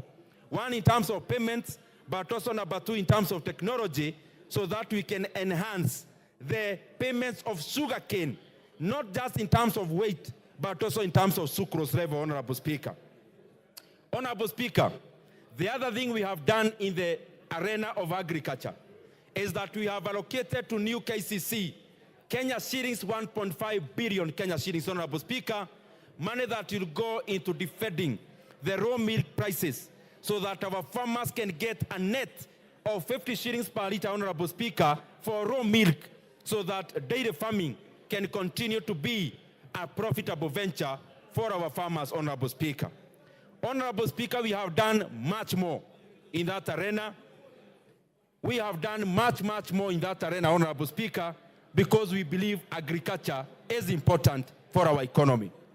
Honorable Speaker, when it comes to our security sector, the Maraga Task Force was given a mandate to go around the country, Honorable Speaker, to check how our security officers are living. But before I go to that, Honorable Speaker, before I go to that, let me just finish with agriculture first. I was to highlight one more critical issue. In the dairy sector, the Kenyan government has been having a program with the Polish government, where the GOK was to raise 5% of the funds, and the Poland government was to give us the remainder, so that we purchase coolers for our farmers. Honorable Speaker, out of the changes in governance in Poland, this has become a very long process for us to access the other funds on the other side. What we have done as government, what we have done as this House of Parliament, Honorable Speaker, is to allocate Kenya shillings 2 billion for outright purchase of coolers, Honorable Speaker, to be given to our farmers so that, Honorable Speaker, dairy farming can continue to be mechanized and enhanced. Going back to security, and I want to thank Honorable Tongoyo because he's very, very passionate about the sector. The Maraga Task Force, Honorable Speaker, went around the country and they reported to us the obvious, the truth that you all know, that our police officers are not remunerated enough, that our police officers live in standards that are subhuman. And Honorable Speaker, for us to move to the direction of ameliorating the matter, Honorable Speaker, we have done an increment. This House has done an increment of 3.5 billion Kenya shillings to the National Police Service Commission for the increase of salaries to our police officers, Honorable Speaker, who are our brothers and sisters, because, Honorable Speaker, they don't have a union to talk for them, and therefore I want to laud this House and the government for fitting in there and adding salaries to our police officers because they deserve it, Honorable Speaker. Honorable Speaker, as I come to the conclusion, this bill has got many things, and those many things affect the people who have put us in the positions of service, Honorable Speaker. I request the members of this House, the kinds of solidarity we always have, the input you always give us as the Budget Committee, of enriching the process. I want to request you that it is always welcome because it shapes the way we allocate resources. I want to thank all the members, Honorable Speaker. I want to thank all the committees and especially the chairs of departmental committees because they have been able to assist us in working around the clock to deliver this document, Honorable Speaker, and in a timely manner. Honorable Speaker, with those many, many remarks, I also, first of all, before I move, because I've seen many things in the media, I have seen issues around the education sector. The truth of the matter is that education sector is receiving the highest budget, is receiving the lion's share of our budget, Honorable Speaker. I have also seen issues around governance. Honorable Speaker, I request that members would go through the bill so that we can distinguish what we are seeing out there and what is the reality, because the reality is much better. With those many remarks, Honorable Speaker, I also want to assure Kenyans... Order, Ndindi. There's a point of information from GK. Do you want it? Yes, GK is my neighbor. I can always benefit from him. Go ahead, GK. Thank you, Honorable Speaker. Indeed, the member for Keharo is my neighbor and my good friend. And I know he has mentioned something to do with the road agencies, Kera, Kura, Kenha, and KRB. And I will request that he allows me to give a competing perspective on his views. Because, Honorable Speaker, some years back, many years back, we used to have a ministry called Ministry for Roads and Public Works. It was a humongous ministry, and it never used to serve the public the right way. Never used to deliver services to Mwananchi. Honorable Speaker, we are living in days when management of public resources and affairs are done through what we call public management as opposed to public administration. And in public management, Honorable Speaker, we have what we call disaggregation of units. And in disaggregation of units, Honorable Speaker, that is where you reduce the scope, you reduce the size, so that you're able to deliver services the right way. If we ramp again those agencies, we'll be taking many steps backwards. So, Honorable Speaker, I beg to inform the member that having these agencies broken down into smaller units makes it much easier to deliver public goods and services. Thank you. Thank you very much, Honorable GK, and I take note of that. It's just a discussion I'm putting into our minds, not in terms of abolishing the agencies, but whether we need all of them. But I agree with you, and it's a debate that we are fronting on the table so that we look for the best alternative for our country.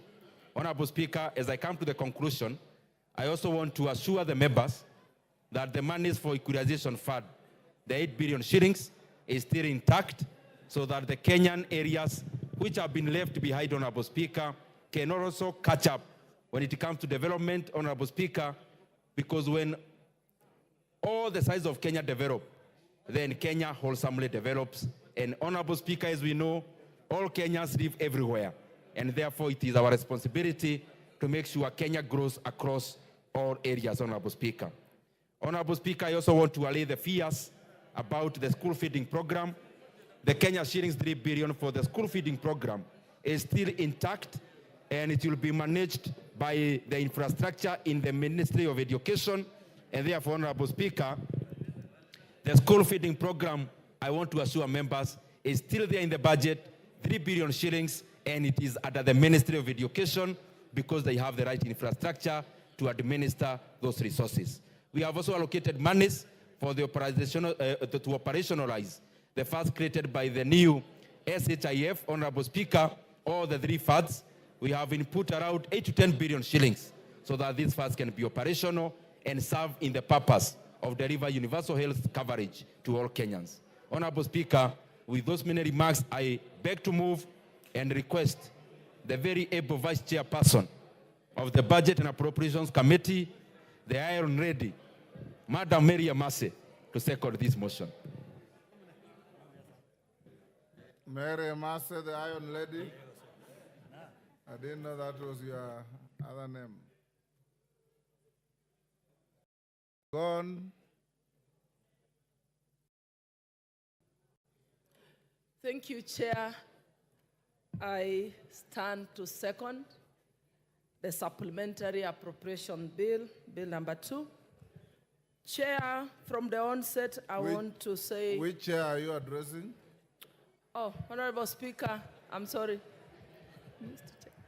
Honorable Speaker, this is a very important bill, and honorable members, I think it's important that we listen because this appropriations bill is the one that details how the money has been allocated and how this money is going to be spent, and this is what guarantees continuous operation of government services.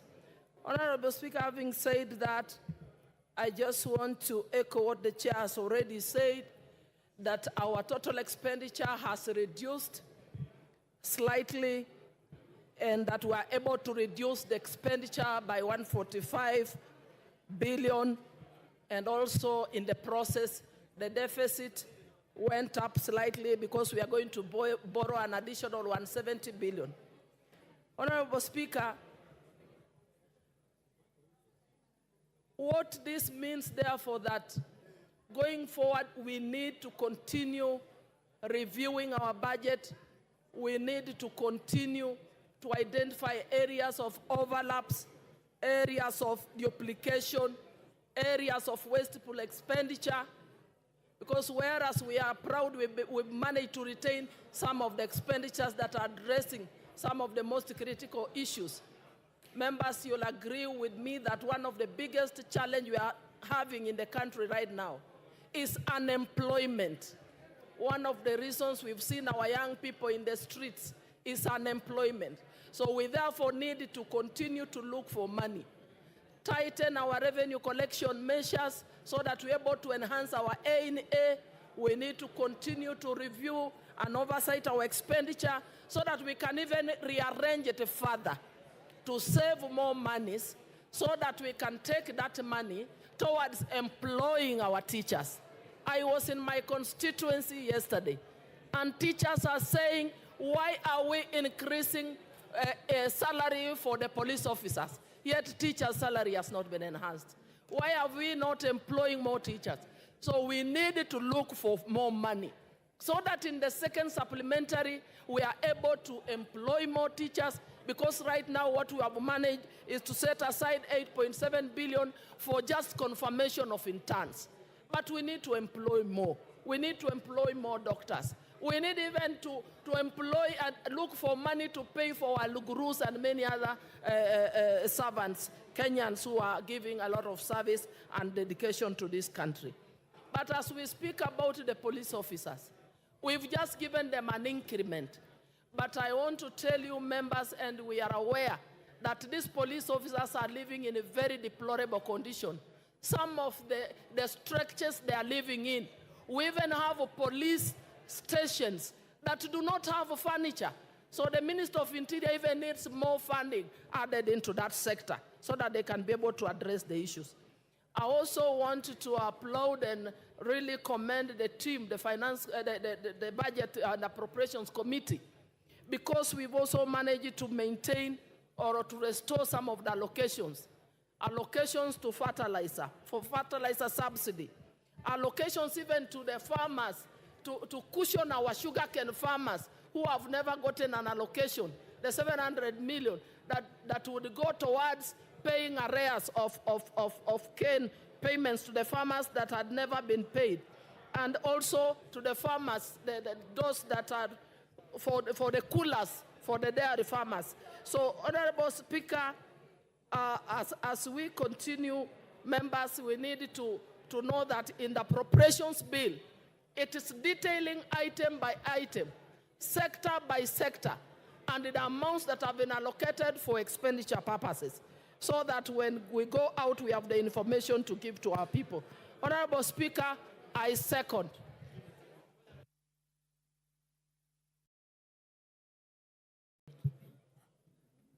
Order.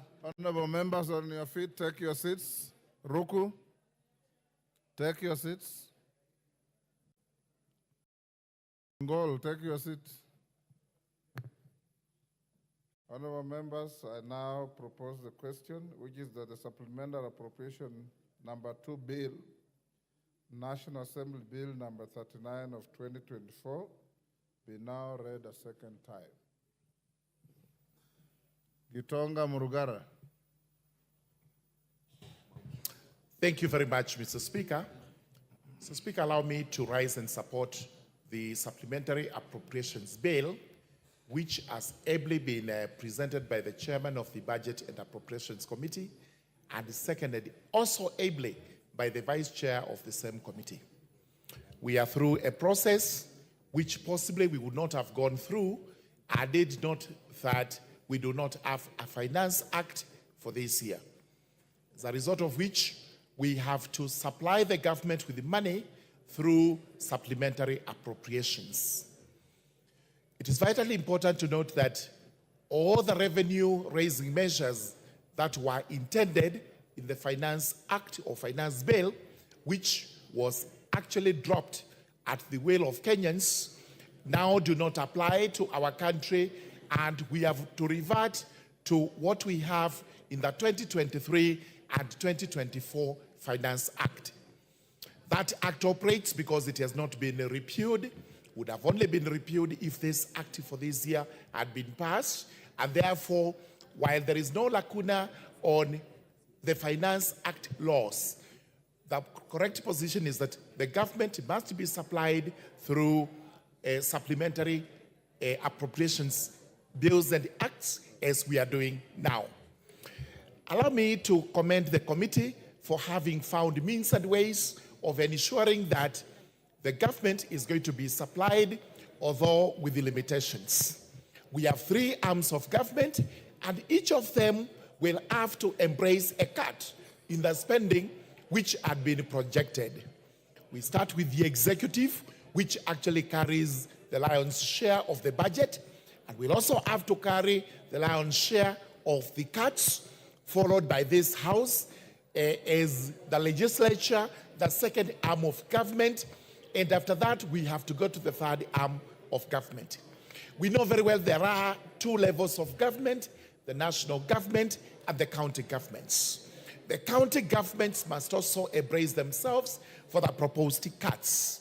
The net effect is that while we anticipated to have more development this year, that may not be realized as fast as we had anticipated, and the county governments must actually now relook at their revenue-raising measures through the cesses they have in the counties where they raise money, make it proper, more efficient, but of course without having to overlevy the citizens.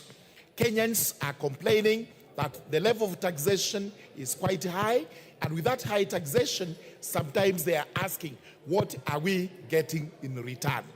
Therefore, it is vitally important that the government, the officers of the government, be prudent in their spending, so that while we are able to meet recurrent expense, we must also be prepared to meet the development expense, which is equally important.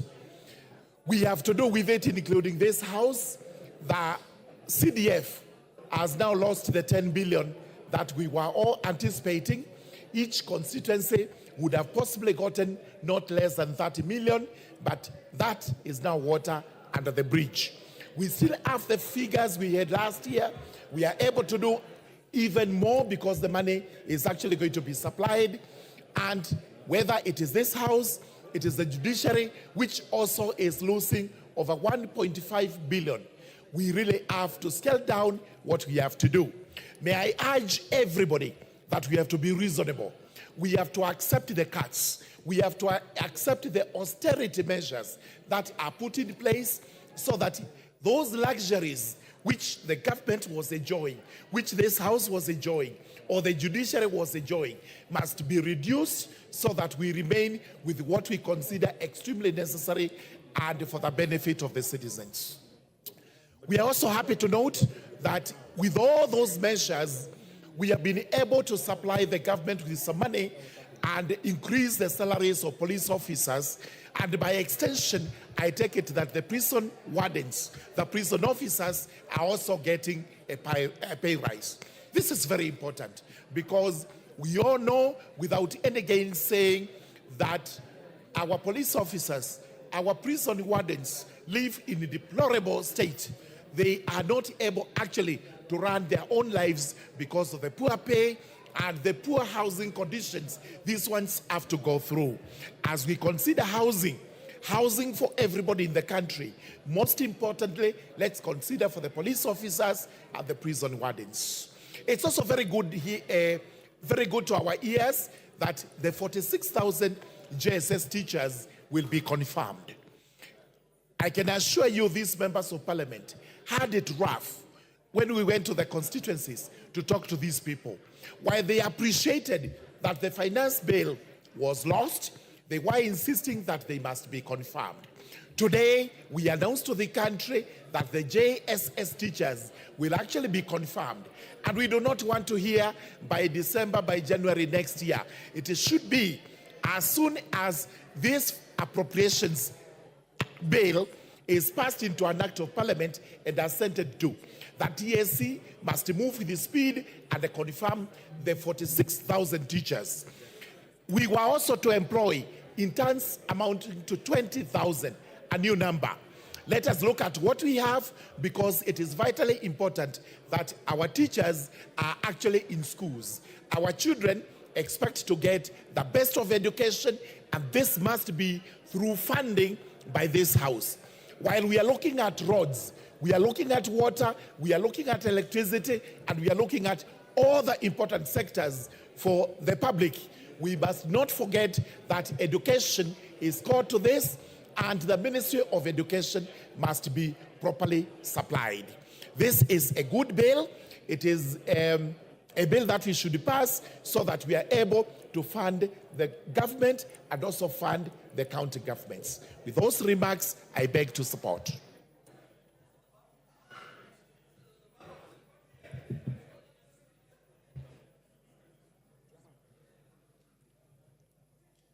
The Honorable Makilap.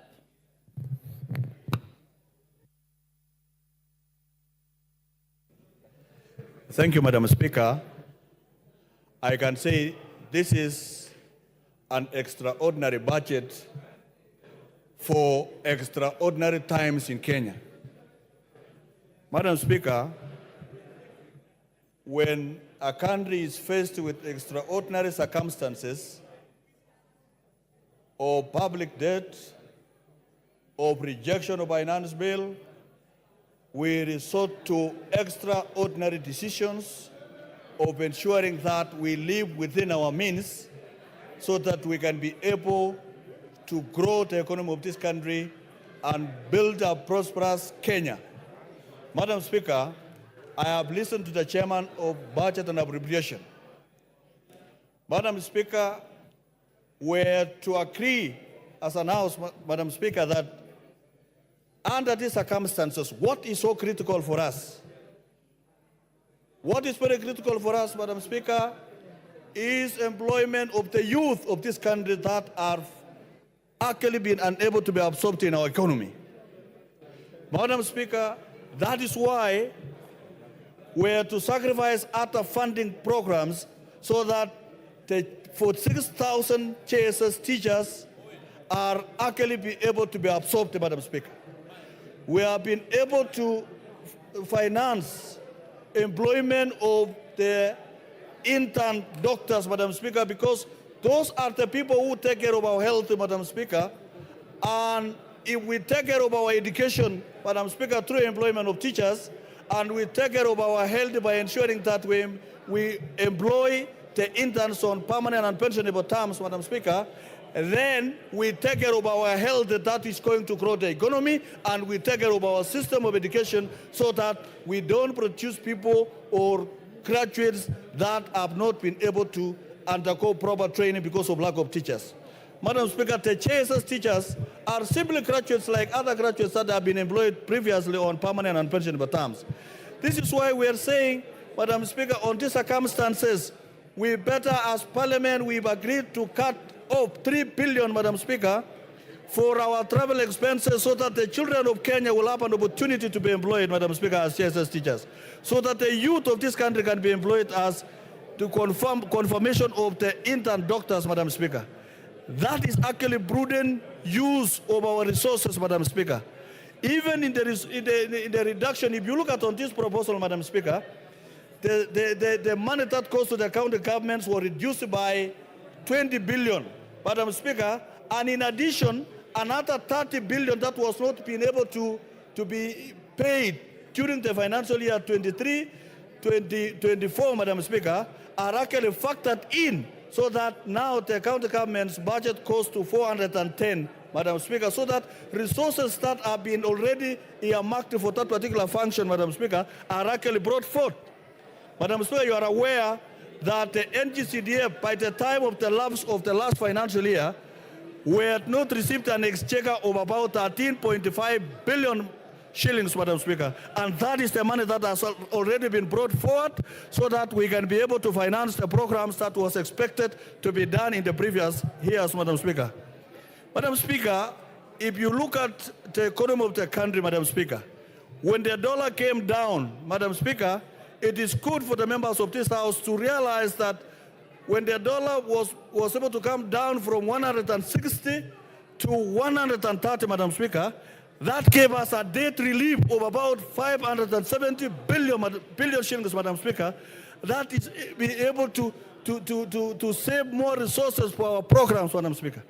It means, Madam Speaker, if Kenya was to live within its means, then, Madam Speaker, we must reduce expenditure on parastatals that are taking a lot of money and they are giving less, Madam Speaker. So we agree with matching of about 47 parastatals, Madam Speaker, so that we have a lean government that we are able to finance and we are able to grow the economy rather than creating a lot of organizations that take a lot of money, especially on recurrent expenditure and travel allowances, Madam Speaker. Madam Speaker, for us to grow this economy, we look at the agricultural sector, Madam Speaker, in many ways. Look at the livestock industry, Madam Speaker. The livestock industry, Madam Speaker, is actually an economy of the pastoral community, which is more than 80% of Kenyans who are actually practicing pastoralism, Madam Speaker. That is an area that we need more resources. Madam Speaker, even in the issue of the 14.5 billion shillings that was meant for rural electrification in our constituencies, Madam Speaker, is a factor that we must be able to reconsider in the next supplementary budget, so that, because electricity is key, even in the election of these members, Madam Speaker, and ensuring that there is equity throughout the Republic of Kenya in terms of power distribution. Madam Speaker, there are parts of this country that have never even seen the wires, the electric wires that are in our country, Madam Speaker. So what we are saying, Madam Speaker, is whereas we cut on our expenditure so that we can be able to grow and live within our means because of the failed finance bill, Madam Speaker, there is a critical area that we need to, as an house, investigate and be able to put sanity. Madam Speaker, look, we are losing about 400 billion on tax expenditure in this country, Madam Speaker. People who are very busy claiming VAT returns, Madam Speaker, every day. So you can look at, we are trying to raise more money, and there is a lot of other monies, about 400 billion, that are actually going down through fictitious claims of VAT, Madam Speaker, and other tax expenditures, Madam Speaker. There is no need for finance bill to raise about 340 billion, and at the same time, we lose another 400 billion on tax expenditure, Madam Speaker. So you want to collect the 300 and you want to spend 400. Madam Speaker, what is the logic? We must seal the loopholes so that the money that are being fictitiously claimed under VAT, Madam Speaker, can be able to be recovered so that we can be able to put in our programs, Madam Speaker. Finally, Madam Speaker, I want to congratulate the chairman here for giving us, even during these hard times, Madam Speaker, that if we live prudently, if we spend prudently, if we consider the sectors of our economy that are able to take care of our youth, Madam Speaker, we shall have a country that is prosperous. Look at the issue of police. I want to congratulate the chairman of security, whereas there is other programs that are required, and the chairman of finance or budget here, Madam Speaker. Police are key in restoring order in our country. Madam Speaker, the reason why we want an increase for salaries of police, Madam Speaker, is to ensure that there is no cost law in the police force, Madam Speaker, and be able to actively and get motivated to deliver programs like underemployed Kenyans, Madam Speaker. I support the increment of salaries of our security forces, not only police, even to the KDF, so that this great gentleman can be able to protect this country from any aggression and externalities within and outside Kenya, Madam Speaker. Madam Speaker, finally, school feeding program in Kenya. Those of us who come from pastoral communities where children go to school because there is availability of food is key. And we want to congratulate the committee by ensuring that there is money for school feeding program and be administered by the Ministry of Education, so that through NACONEC, so that the money can be able to reach the very needy schools of Kenya, and we will be able to bring more children to come to school and be assured that there is food and they can be able to learn, Madam Speaker. Madam Speaker, in our parts of our country, food is an incentive of going to school, and we support this, and we can continue to enhance this particular budget through Ministry of Education and NACONEC, because that is the only way we can be able to have learners that are stable mentally even when they are in class. Madam Speaker, because there is a lot of things that are being underfunded, and even employment of the other new teachers. Madam Speaker, in this particular supplementary budget, there is some little money. We were expecting to employ about 20. But because of the extraordinary times, we're going to employ less. But it is better than nothing, Madam Speaker. But going forward, as we grow our economy, we can be able to put more programs to the youth so that we can be able to grow our economy and sustain programs that will create wealth for Kenya. Madam Speaker, I rise to support and congratulate the chairman and his team. Thank you, Madam Speaker.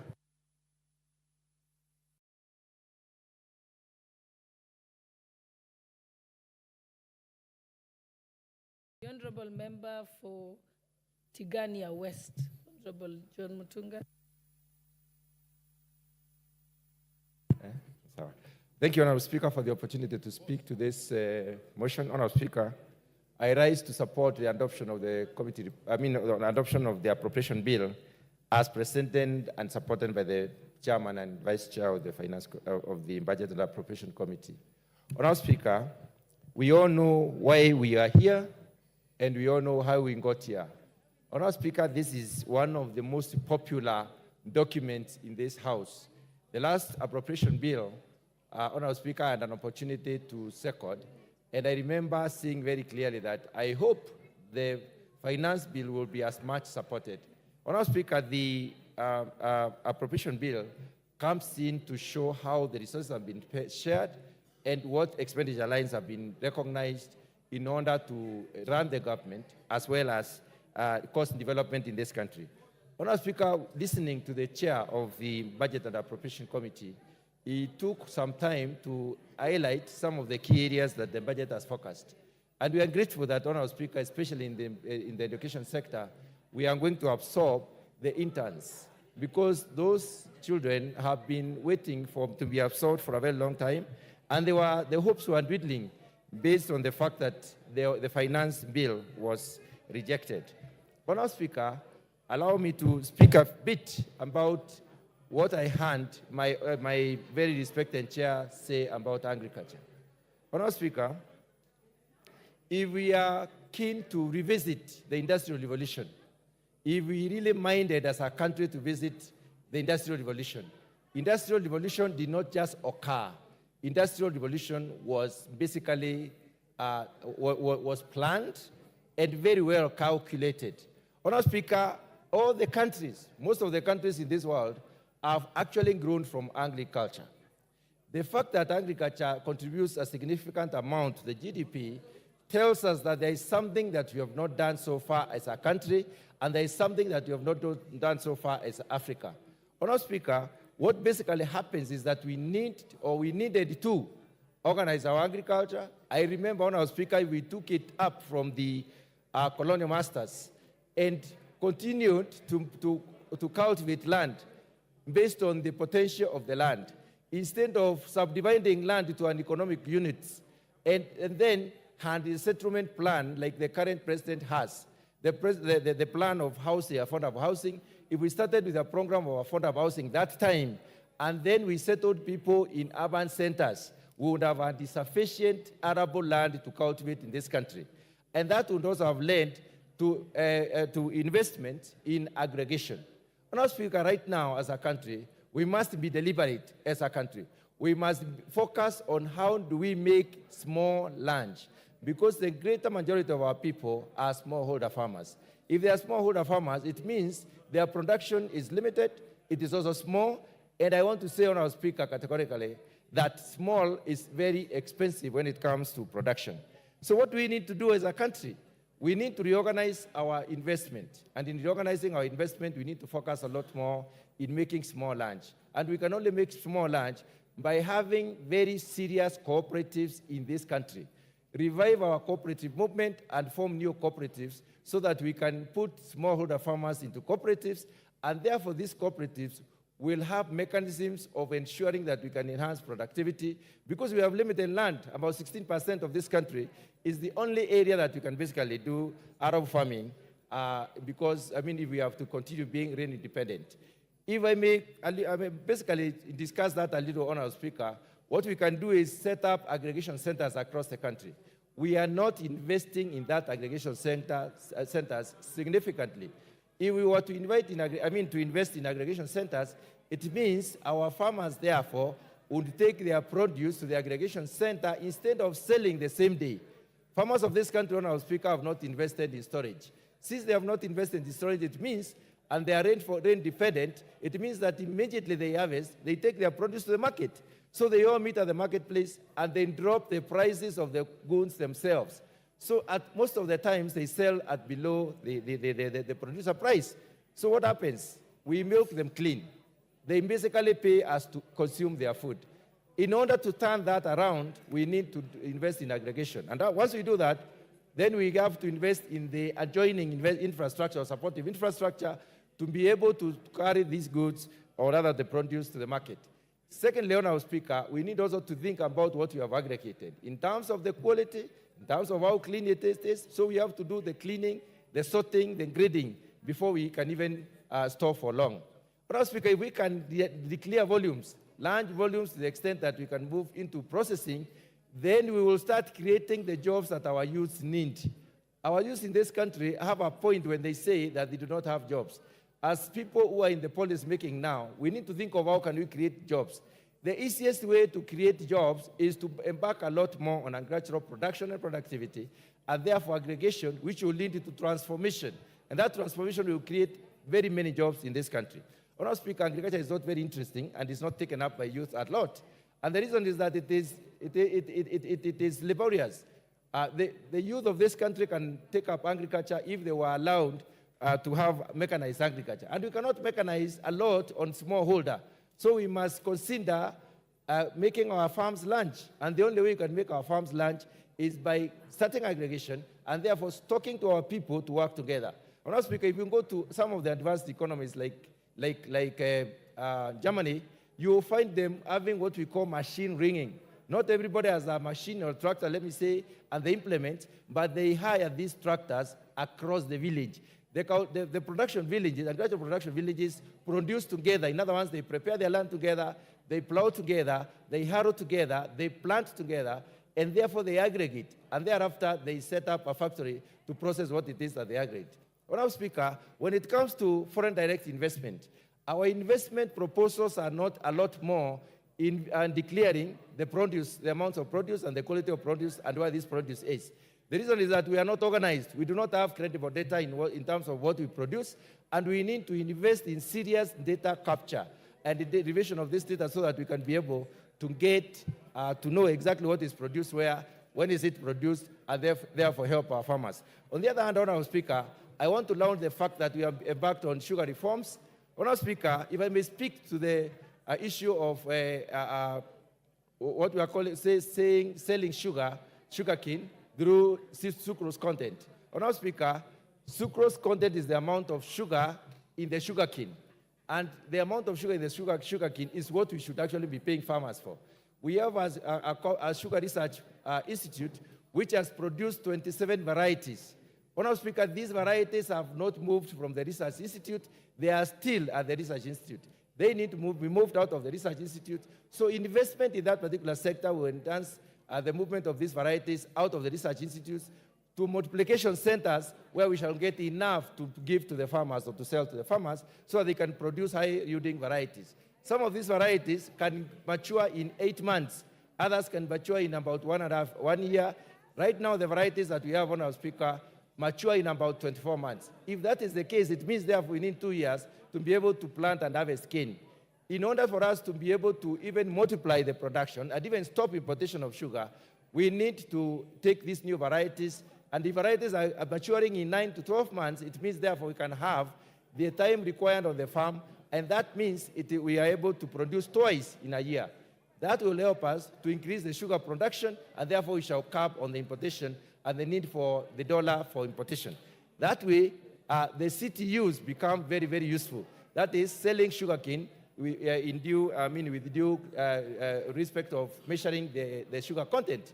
Honorable Speaker, the varieties that have already been produced by the Sugar Research Institute are very high in sucrose content, and that means we can therefore go the CTU way. And that is, we have investment in CTUs in about 11 of our 15 processing plants. We need to invest in those others, and then we need a policy direction where we will be able to basically now process the sugar, weigh the sugar or sell sugar in terms of sucrose content. Honorable Speaker, investment in agriculture is the way to go, and many other countries went that way. Why not Kenya? I think we need to reorganize ourselves and be able to create jobs. It is easier to create jobs in agriculture than most of the other sectors, and it is also one of the sectors that has got 4 times ability to reduce poverty and ability to also ensure food security. Honorable Speaker, I support. Thank you very much. The Honorable Member for Honorable Nyenza, you've removed your card. Okay, the Honorable Beatrice Elachi, member for Dagoretti North.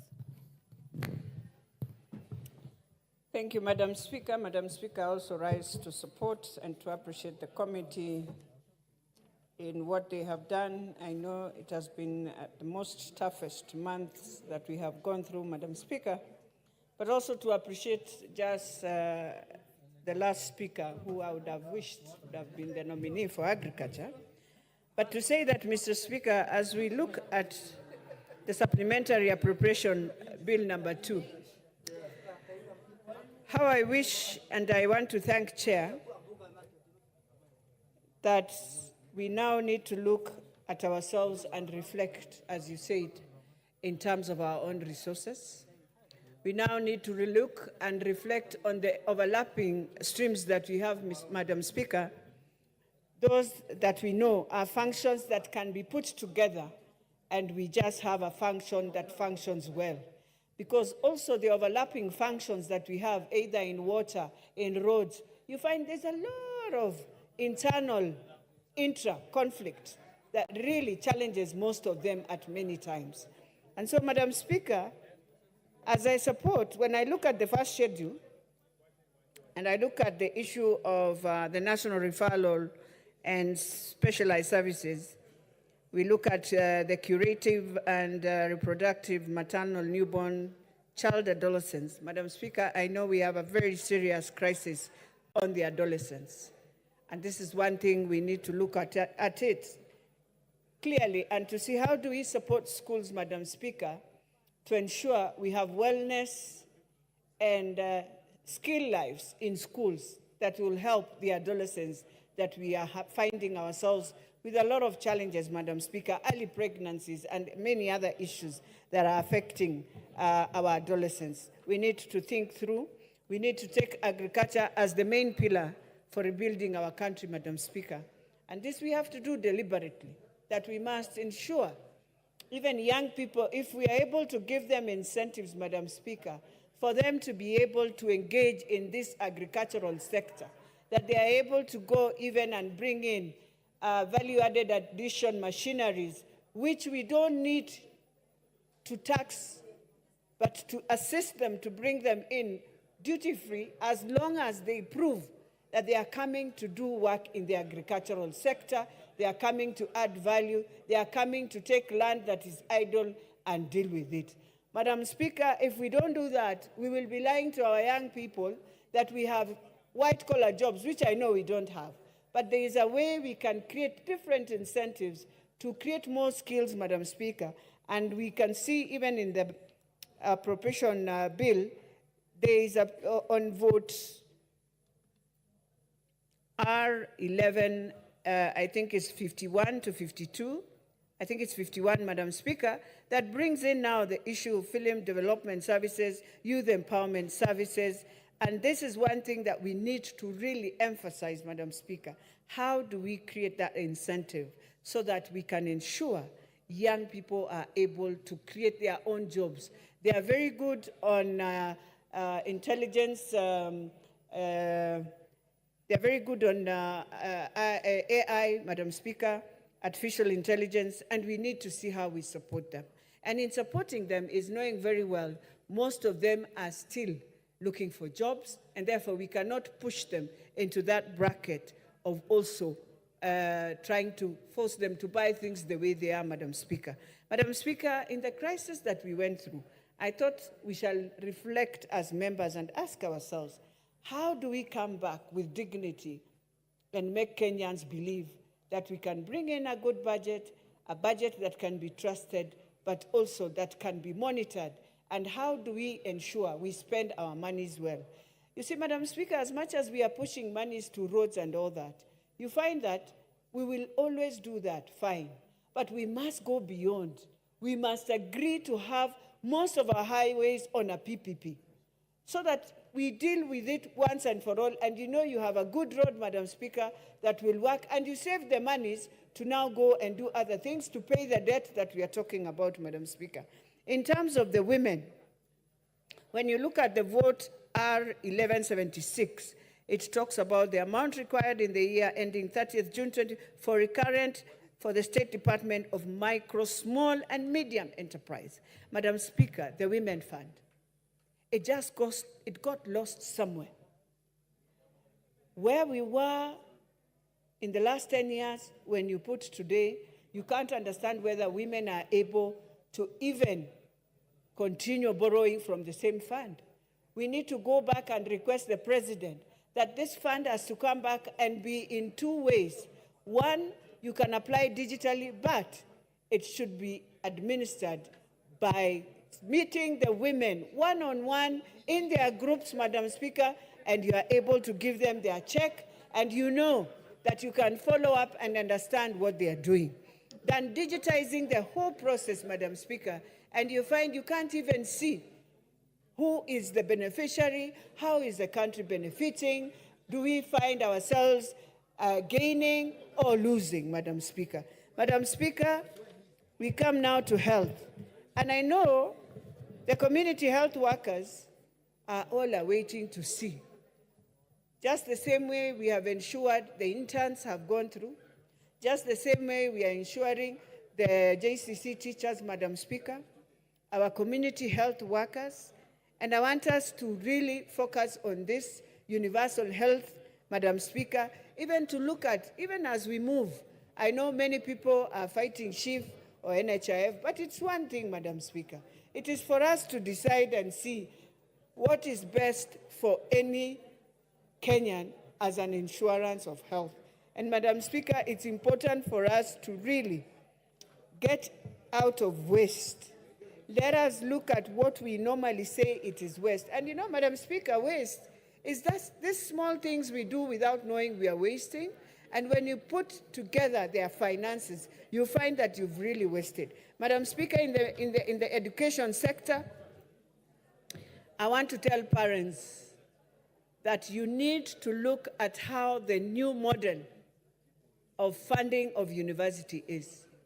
And Madam Speaker, the day the parents will understand each band, how it works, you find that an orphan is 95%, Madam Speaker, supported. And so what she or he will pay is very minimum from the household. But many parents, it's like they are not understanding, Madam Speaker. And you find that in the same education sector, many parents do not look at the portal of their own children. And I want to convince parents, first years and second years, when they follow the model of government, it is fully what you're supposed to pay. For example, if your child has a school fees of 300,000, you find that 70% of that is 210, and therefore the loan takes, and the rest, 15,000, goes to the household. And so parents must know, follow the new model, look at it, get to learn how your child is being sponsored, so that we remain, even with bursary, that can sponsor third years and fourth years. But first years who are joining now and second years, that model is a fantastic model for you to be in university. The students we should be worried about are students going to college, are the ones who we are supposed to get worried. Madam Speaker, you look at how the votes have been done. I just want to go to one vote that we need to also ask ourselves, which is vote D1082, which talks of the state of Department of Medical Services that deals with maternal newborns. I know I've talked about it, but I just want to repeat, Madam Speaker, it is time we also see how can we work with both functions. It is devolved, yes, but at the national level and the devolved level. It is important for us to start strengthening both and to ensure the referral can also work very closely with that is devolved. And therefore, Madam Speaker, with those few remarks, I beg to support and to thank the committee.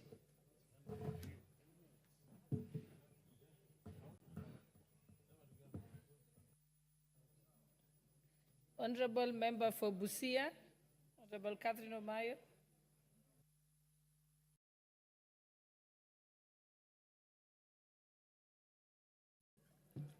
Thank you, Madam Speaker.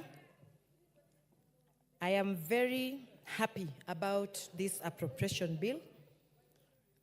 The range of choices available there has prioritized what matters. For the first time, if we stick to that, Kenya will live within its means for some time, for the sake of development, for the sake of our children in school, and those children who live in ASAL and semi-arid areas, and floods, places where we have floods every time frequenting. Children who live around such places hardly go to school, but if we put food, like give the schools that these children could access, if we have some lunch or a program like that, these children will not lack to go to school just like any other child in Kenya. And if everything is put in place again, we will reduce corruption.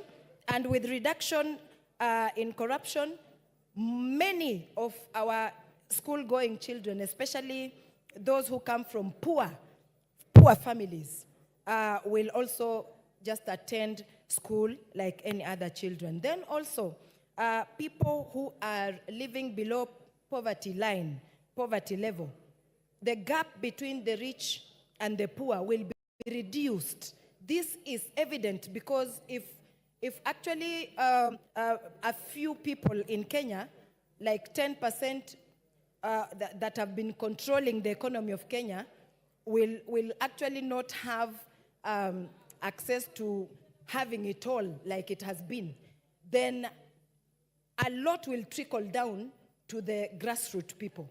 And if a lot goes to the grassroots people, then that means that many will also have access to basic needs. That is where we all start talking about belonging to a country that takes care of its people or protects its people. So it is a good bill. I support it. I want to see no difference between a child from Siamahanga village, where I come from, and a child in Nairobi. There must be something. Then also the migration between the villages, between the rural areas will reduce, because every county, if possible, every county must have a factory. A lot of money has been getting lost into few people's pockets. But if that money can go now into developing industries in every county, that means younger people who are today up in their arms saying that they need jobs, these jobs will be available. And our economy will start growing. And when the economy grows, that means our people can have some pride in them and count themselves as belonging to this nation. Thank you, Madam Speaker.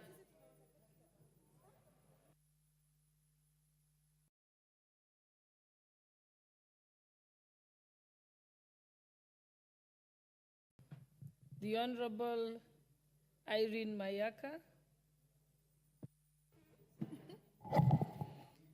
Thank you, Honorable Speaker, for this opportunity. I stand here to support the Supplementary Appropriation Bill of 2024. And the reason why I am doing that, Honorable Speaker, is first because of the obvious austerity measures that are being put in place to ensure that not only do we, as a country, ensure that we are not having spillage of funds, but also that we are ensuring that we are cutting out on expenses that we believe are not exactly necessary right now. Honorable Speaker, I just want to highlight some of the things that are in this particular supplementary that I like. One of them is the fact that we have decided that the GSS interns will have no cut in terms of they will be supported fully, and also for the interns from the medical field. But Honorable Speaker, one of the major concerns that I do have, we live in a country where 78% of our population is youthful. But when you look at the allocations for monies that have been put towards the youth space, it brings a lot of concern. Honorable Speaker, even in this particular parliament, we do not have a department that is specific to youth-related affairs. Youths are treated in this country like a by the way, and we really need to look at how do we change that as a country. Honorable Speaker, I did hear the Chair of Budget speak about the fact that 47 of the sagas have been denied monies, and therefore they are going to be reallocated to the others, so that we are able to also just reduce the duplication that there is in this country. And that, Honorable Speaker, I want to agree with that, because we have too much duplication going on in this country. And we need to find a way where we are able to centralize some of these functions to be able to have them allocated to one particular place. Because, Honorable Speaker, it doesn't make sense when, for example, in terms of national government, you have an auditor for each and every department. Ideally, we should have the audit committee based on one place, so that when we are doing internal audits, then the people who are from this particular audit department will be able to just do audits for all the departments. That happens, Honorable Speaker, in most private sectors. You will never find, for example, in a bank, that a department for trade, a department for retail banking, for wholesale banking, each of them has their own auditor. They only have one audit department that is able to then be distributed as per schedule to all the other areas to be able to work. That is one of the ways that we as a country can be able to save money. Honorable Speaker, I did hear the Chair also speak about agriculture and some of the measures that have been put here. And Honorable Speaker, I would really love for some of the people who are engaging the Chair to stop engaging him, because he needs to listen to some of these measures that we are putting in place. Honorable Speaker, for example, we are talking about cost cutting. In this day and age in our country, in Kenya, we still have instances where our large-scale farmers are using old traditional agricultural methods. And yet we have countries like even our neighbor in Rwanda that use the drone technology when they're doing crop production and they're doing tests to see whether or not the large-scale farms have issues by drone technology. Why wouldn't we do that in Kenya? Because that would actually enable us to save money. Honorable Speaker, we need to stop being scared of going the technology way, because the technology way in a lot of these departments would be able to enable us to save money.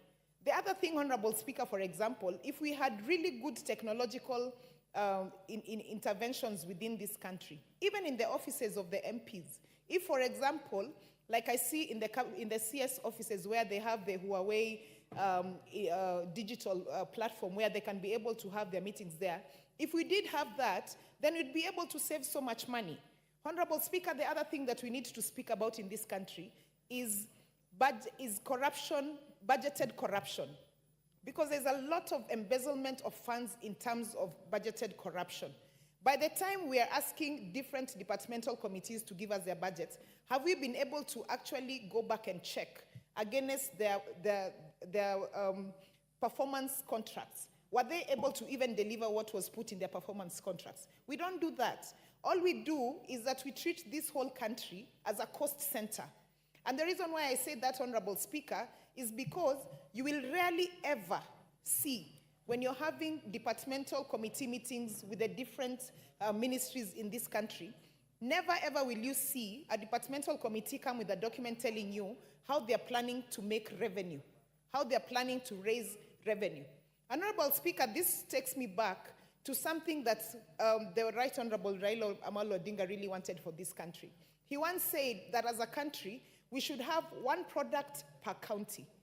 What that meant was that every county would be able to focus on a specific product, be very good at it, and actually raise revenue within their own streams from that.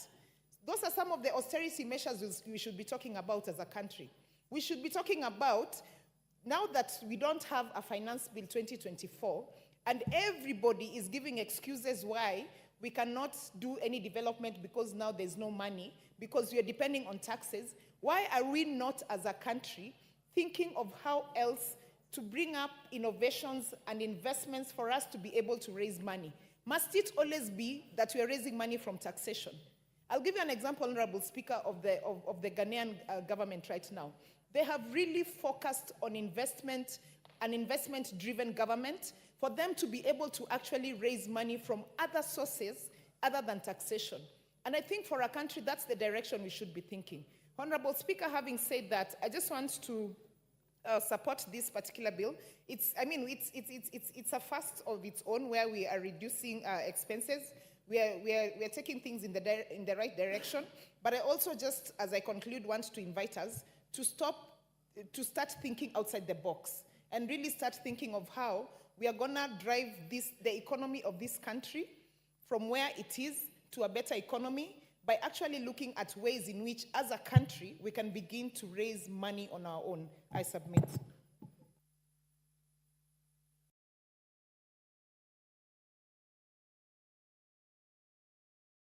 Mike.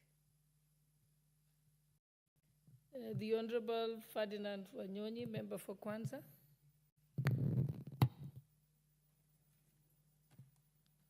Madam Speaker, thank you very much for the opportunity.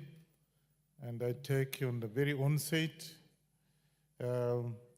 my position is that actually this appropriation bill, number 2, 2024, is a very unique one, Madam Speaker, noting that it's come before the bill itself, the financial period 2024-2025. In all sense, I think it's a very unique approach. And it's just because some people were not happy with the bill, and so it was rejected. And my take is that I think in this appropriation bill, I also want to take this opportunity to thank the chairman who has done a very good job, and I want to say echo to him because first and foremost, the actually appropriated the funds to agriculture and health. In agriculture, I think the thing that actually very impressed me is that first, we're going to have the fertilizer subsidy, which is about 7.5 billion. And I hope and pray that it'll be there on time so that it can be able to have our farmers access the fertilizer on time. At the same time, Mr. Speaker, the fertilizer is also going to be under hope and pray that the department or the Ministry of Agriculture on the importation of this fertilizer be done on time so that you can be able to have it ready when the season of planting is there, so that it's there, and at the same time after planting, we hope and pray, Mr. Speaker, that there will be also top pressing a fertilizer on time. Because this season, I come from Trans Nzoia, and farmers even were coming to me as if I'm in the Ministry of Agriculture, but because I'm in that Committee of Agriculture, and they were asking why the fertilizer was not on time. Secondly, when we finished, the top pressing fertilizer was not even there. So I want to thank the committee for having come up with this, and there is a hope and pray that we'll have fertilizer on time, including, of course, top pressing on time. Secondly, as we go on, the fact that in agriculture, again, you have got money appropriated to import the milk coolers. Mr. Speaker, the milk coolers are very important for our country. First, it will encourage farmers to be able to do dairy farming, which, of course, as you know, we are in a tropical country, and therefore dairy farming is actually very appropriate here. And at one time, I was in the Middle East. Those days when I was working for Kodak, you would go to the Middle East, and when you go for breakfast, you'll get milk from this country. But today, you go there and find that when they serve you, you find milk coming from Uganda. Then when did the rain start beating us? I think the milk coolers that you are having are not just for the sake of it. I think they are going to encourage farmers to do dairy farming and be able to have enough milk for exportation, both milk powder and even in liquid milk to be able to. So this again, you have given some money to be able to import the mini coolers, which I think is very, very important, and I think I want to say congratulations. Then, of course, we have money, which again, that the Minister of Education, again, the Minister of Education has been given money, the feeding program. That encourages, of course, some areas, Mr. Speaker, you find that children are not even encouraged to go to school because there's nothing in school. They would rather stay at home and drink water than going to school, maybe some 5, 2 or 3 or 4 or even 3 kilometers away, and there's no feeding program. So again, this supplementary budget, I think, bill, I think has helped us and has going to encourage our children to go to school and stick to the school, other than going there and running away because there is no food. So the feeding program, I think, is quite good, is very encouraging. And of course, CSS, again, from what the chairman has just read, is that they are going to be paid. So again, there's an encouragement of those who actually have finished training as teachers, and I think will be paid for their services, and that was actually lacking, including, of course, the Minister of Health. Again, that again is something that this supplementary appropriation bill has again taken note and going to be able to pay for that. More important, Mr. Speaker, is that we, when the original bill was cut, people actually made very, very bad remarks. We lost actually electricity because you had been located, I think, 52 million shillings by every constituency for rectification in the rural area. Imagine that gain went, and you have not revived that.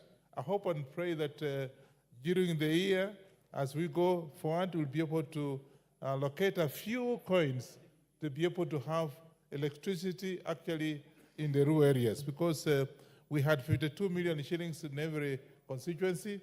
Again, that was thrown away because the bill was rejected. Same thing with the CDF.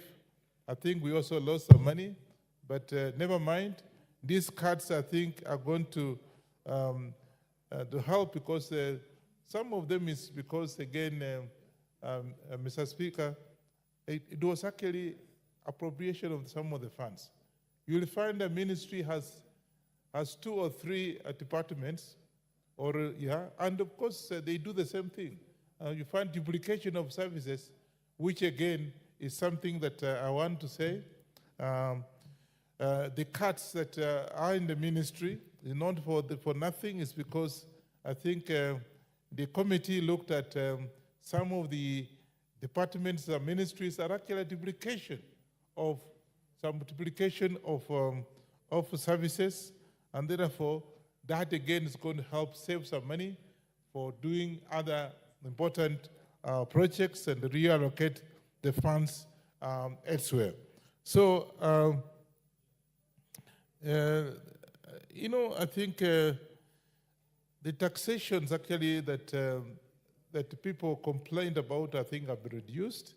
And I hope and pray that when we pass this appropriation bill, supplementary bill, we hope nobody can raise his finger complaining that this budget has again been reintroduced after being rejected.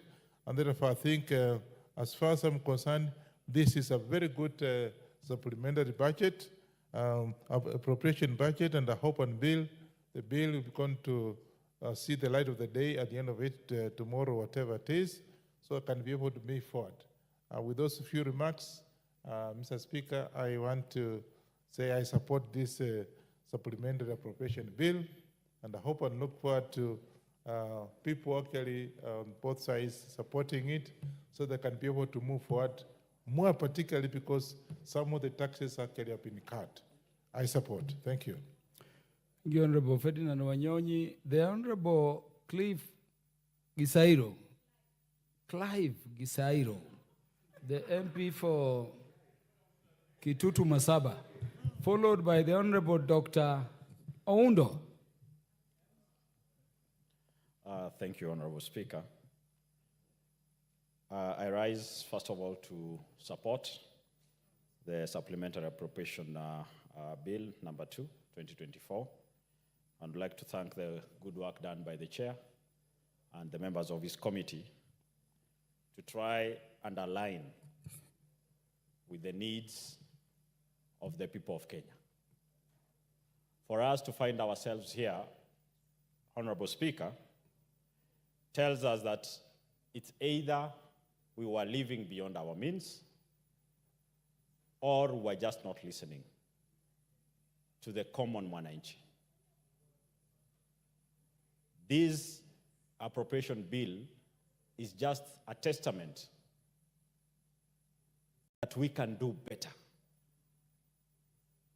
That the little resources we have, we can be able to develop this country, provide jobs for our people, and minimize on borrowing. Honorable Speaker, in this bill, the education sector has made some gains, but there's still some room. And we expect that in the second supplementary, that should come sooner than later, should address some gaps, because in the education sector, we've lost a lot on infrastructure. But reality is, we are a nation struggling with classroom space. Yes, today we are saying, on the positive side, we are going to confirm 46,000 teachers to P&P from internship. But grade 9 is starting in a few months' time. We have a gross shortage of classrooms. Equally, while we confirmed the 46,000, the initial plan had been to confirm 26, leave 20,000 and an internship, and recruit an additional 20,000 to bridge the gap. Now we are only discussing about confirming 46,000, which does not change the total number of teachers in JSS. Therefore, we shall be having a shortfall come January 2025. We therefore need to ensure that in the second supplementary, we have a discussion of bringing on board an additional number of teachers, not less than 20,000. Otherwise, we're going to have a crisis come January 2025. Honorable Gisero, the chair for the Departmental Committee on Education is not present, but I know he's listening, and our good chair of the Budget and Appropriations Committee too, because we are talking of JSS. We have more TTCs, and we have lowered the grade for entry into TCCs by teachers, but the P1 teachers have been forgotten. Many of them are retiring without employment. Sure. So I wish you could firm up that point, because you know the heart of the chair of Budget and Appropriations Committees with the nation and with the teachers. Yes, Speaker. I'm very sure that the chair is taking notes using his phone, because I know he's digital. He's been embracing the Gen Z agenda. Mr. Speaker, when we look at, again, the higher education, we again have challenges there. We've gone around through around this country to universities. There is a big disconnect between the people sitting in Nairobi and the student in the university. It's my strong belief that we need to enable the higher education to move around, to get in touch with the reality. But for us to insist that the university student, when they have an issue, they have to travel all the way to Nairobi for their problems to be solved, we are actually making a problem worse for our youth. So we need to properly fund the higher education loans board, be it administrative and other services required for them to reach the students down there. We appreciate that in this budget, the security has been well taken care of, that our police officers will get a better pay. These are people who provide security to us. These are people who are always on the front line to combat crime and other ills in society. So those are gains done by this committee, the budget committee, to ensure that they are taken care of. Honorable Speaker, I want to differ slightly on the common assertion coming from some members who've spoken here that repeatedly that CDF lost 30 million. CDF lost 30 million. I would prefer that we look at things more positively. I don't believe CDF lost.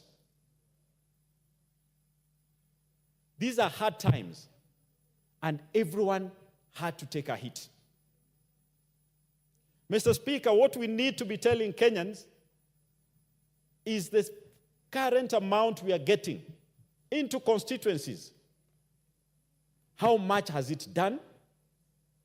How prudent can we get to ensure that the little we get delivers more to our people? If we visit the 290 constituencies, can the CDFCs show us that the little they've gotten is of benefit to the people? If it is, let's be more efficient on what we have. Let us not cry of losing, yet it is not a deduction. We anticipated more, but that more now is not there. So we are retaining what we already had. So let us not dampen the mood. We've done well with the resources we've had. We can do better with the very same resources. Mr. Speaker, on the health sector, again, this supplementary budget goes ahead to ensure that the interns are well taken care of, because we need a healthy nation. We need our youth to have jobs. It is painful for any parent to educate a child, only for this child to come and sit outside with a medical degree, clinic officer training, but sitting at home. So this is also to say that the government has taken concern on our health providers and ensuring that they're all taken care of, and we keep absorbing more. Honorable Speaker, we would like to inform that those who will be coming in, the new appointees, because some now happen to come from near where I sit here, we will still be hard on them if the views of the Kenyans are not taken into consideration. This was a starting point to have a progressive country, a country that presents to its people a progressive budget that indicates our ability and us living within our means. Honorable Speaker, electrification is a challenge, and we hope that in the next supplementary budget, rural electrification gets more funding. And lastly, Honorable Speaker, we are still wasting money on state departments that can be merged. We need to look into areas that can be consolidated to save taxpayers money. I thank you, Honorable Speaker, and I support this supplementary appropriation bill number 2. Thank you. Dr. Wilberforce Oundo.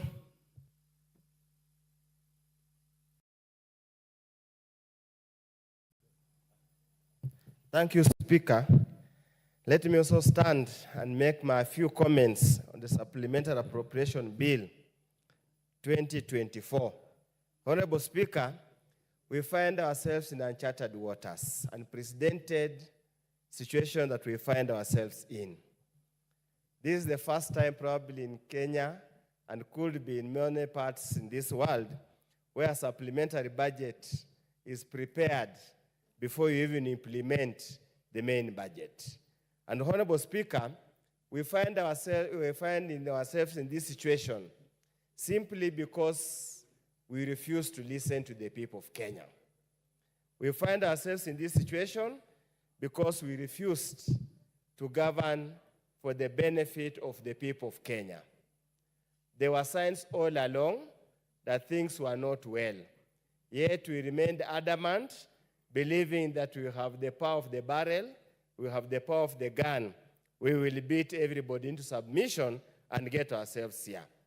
Honorable Speaker, naturally, we have to approve or second the supplementary bill to enable the country move on. Otherwise, without it, then the government will shut and everything will come to an end. And it's the rural people, it's the Kenyan population that will suffer. But Honorable Speaker, we support the bill, knowing very well that this is going to slow down the economy. We support the bill, knowing very well that this bill is going to lead Kenya into a terrible recession. We support this bill, knowing very well the little gains that we ever made, starting from the day of President Emilio Mwai Kibaki, are going to be rolled back drastically. Honorable Speaker, in a country, in a third world country like Kenya, where the government plays an important role in the locomotion of the economy, when the government is not spending, there is no economy. There's nothing that will grow. And that's why, Honorable Speaker, if you read various commentaries, be it by World Bank, EFD, IMF, they have a very glim view, a very negative view on the economic growth of this country in this calendar year, simply because they see there's no possibility of any economic impetus that will allow the economy to move.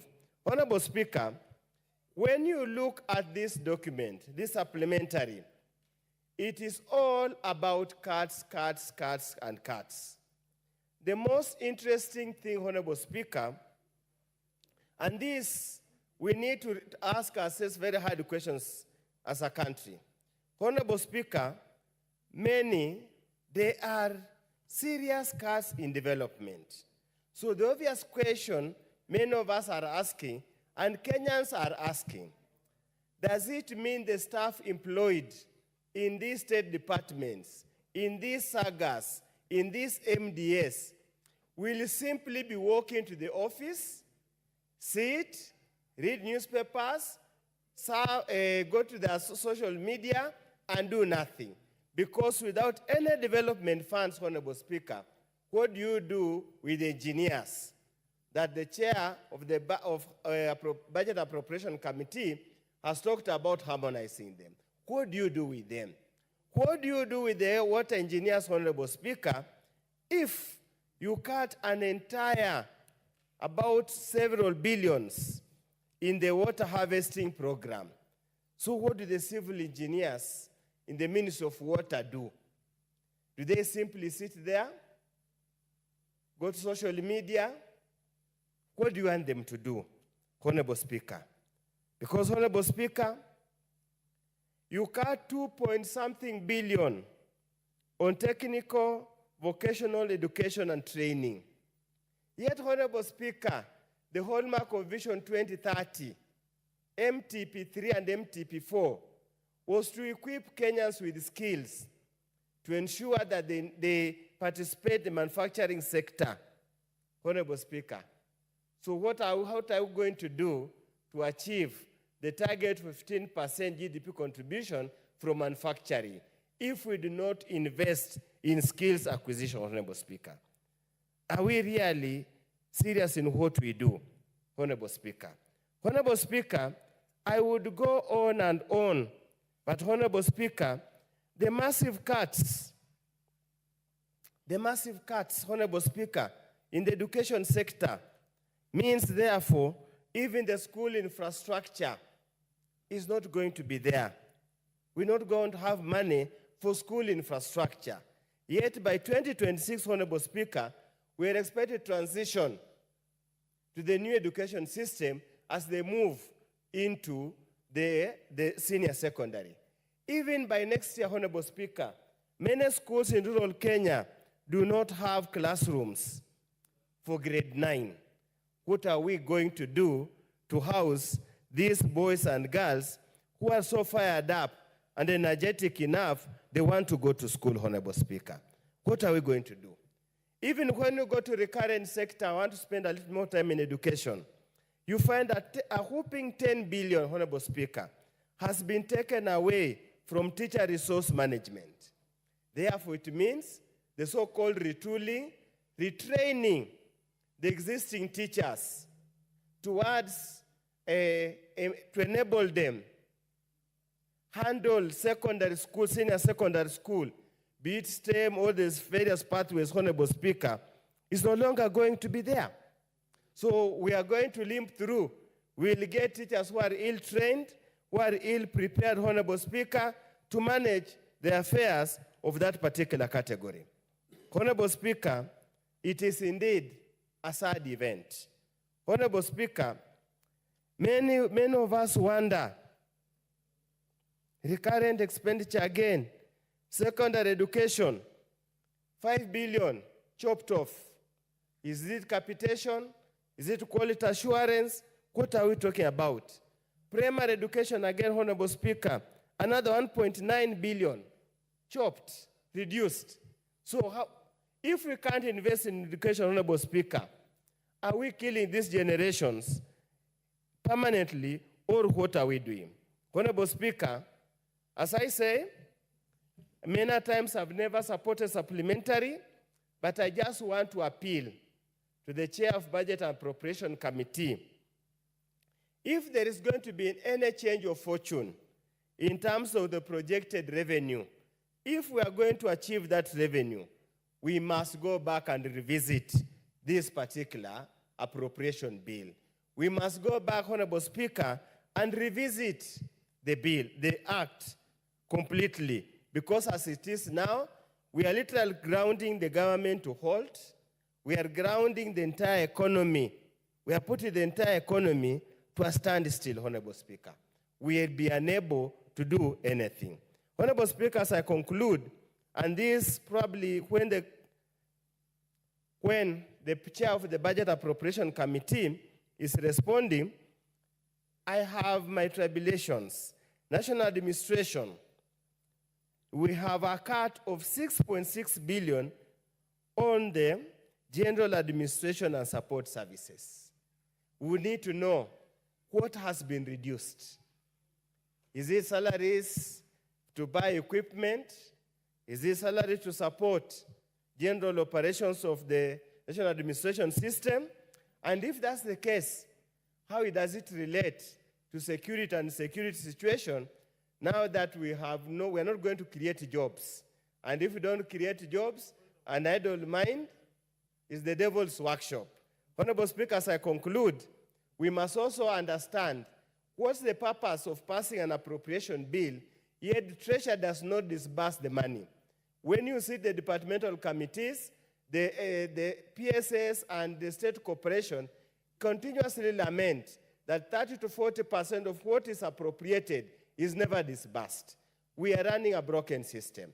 As we support, we must go on record. We are running a rudderless and a broken system, Honorable Speaker. Thank you, Honorable Speaker. Thank you, Honorable Dr. Undo. The Honorable Cynthia Muge, attending to some state duties. The Honorable Charles Ngusia. Thank you, Mr. Speaker, for this chance and opportunity to want my voice on this important, unique, and in fact,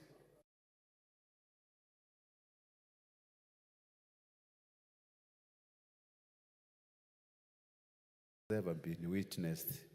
Mr. Speaker, I want to thank the Budget and Appropriation Committee, of course, for the work they have done. This year, they have had to contend with doing 2 appropriations bill in a span of less than 4 months because of the historical happening we witnessed recently in our constituency during these Gen Z activities, Mr. Speaker. Let me support it, but with a lot of reservation, Mr. Speaker. Number one, JSS education sector has won by confirming our interns. But Mr. Speaker, if you look at the primary schools, we have got over 300,000 trained primary school teachers who we have totally forgotten as far as employment in the education sector is concerned, Mr. Speaker. Where are we condemning these 300,000 P1 trained teachers, Mr. Speaker? That is an aspect we need to look very carefully, Mr. Speaker, going forward. The other issue in the education sector, while we appreciate the CDF is remaining constant, and let us stop misleading this House, CDF is going to remain the way it was since the last financial year, Mr. Speaker. I would like us to focus on the issue of infrastructure in our technical institutes, in our universities, in our primary schools, in our secondary schools, Mr. Speaker. Now the sector has hugely been affected, and we are going to witness what we call crisis in the education sector because of the 5 billion budget cut, Mr. Speaker. Mr. Speaker, on the issue of agriculture, that is okay. We need to give our farmers fertilizer so that the productivity in that economic activity union activity can actually be improved. And the issues of course, Kenya coffee farmers getting more funds will be good. The issue of milk production, Mr. Speaker, which is an essential community in our community, Mr. Speaker, is going to benefit on that. Then, of course, another winning sector is the security. The police officers will be rewarded by salary increment, Mr. Speaker. But, Mr. Speaker, based on the unfolding in our country, I suggest our president, even the Budget and Appropriation Committee, the housing levy we are now paying. Why can't we take this money first to go to police officers, make them good housing units instead of actually going commercial way? Let us invest this money, first of all, in improving the public houses we give our civil servants, Mr. Speaker. Then we can generate it to economic activities, Mr. Speaker, we are going to witness. Of course, the budget of school feeding program has been retained, but this should be universal. Children are being discriminated, especially the areas which are regarded as not marginalized. Like my constituency, I don't have an existing feeding program. We need to feed our students and our pupils all over the country without discriminating them, whether you are coming from a livestock or another community, Mr. Speaker. So I think going forward, the next financial year, we need to put what we call feeding program in all our primary and secondaries, especially primary schools, Mr. Speaker. Mr. Speaker, now, the country doesn't need austerity measures. What country needs is economic stimulus, Mr. Speaker. When the government is not spending, there is no economic growth, Mr. Speaker. When we are witnessing the rising issues of interest rates going up instead of going down, the economy is not going to recover. When we are experiencing political instability, there's nothing, Mr. Speaker, we are doing. So, Mr. Speaker, I suggest, while it is appropriate to put austerity measures, we need to form a task force that is going to to oversight what we call economic stimulation program, Mr. Speaker, for our country to be able to grow economically, Mr. Speaker. Mr. Speaker, the budget chair has stated that 47 sanghas are going to be dissolved. And these sanghas were actually merged or dissolved, wherever the technical term you are going to use. These sanghas most of them were formed by the Parliament Act. I would like to request we exercise this issue carefully. Before dissolving some of these sanghas, we need to sit down and discuss in a holistically view whether we need them. But we cannot just wait one committee or one person to decide whether a saga is good for us or it is bad for us, Mr. Speaker. The law has to be followed because majority of them were established by the Act of Parliament, Mr. Speaker. Mr. Speaker, the issues of revenue collection needs to be relooked in our economy. I am sure whatever we are taxing Kenyans is sufficient to support growth, especially in our electricity sector, which has been adversely affected. Each of the constituencies could have gotten 50 million, but still, the money we are paying as taxes, we can afford to give each and every constituency, each and every Kenyan, each and every institution set up by the Parliament, we can give electricity, and which is a basic thing, Mr. Speaker.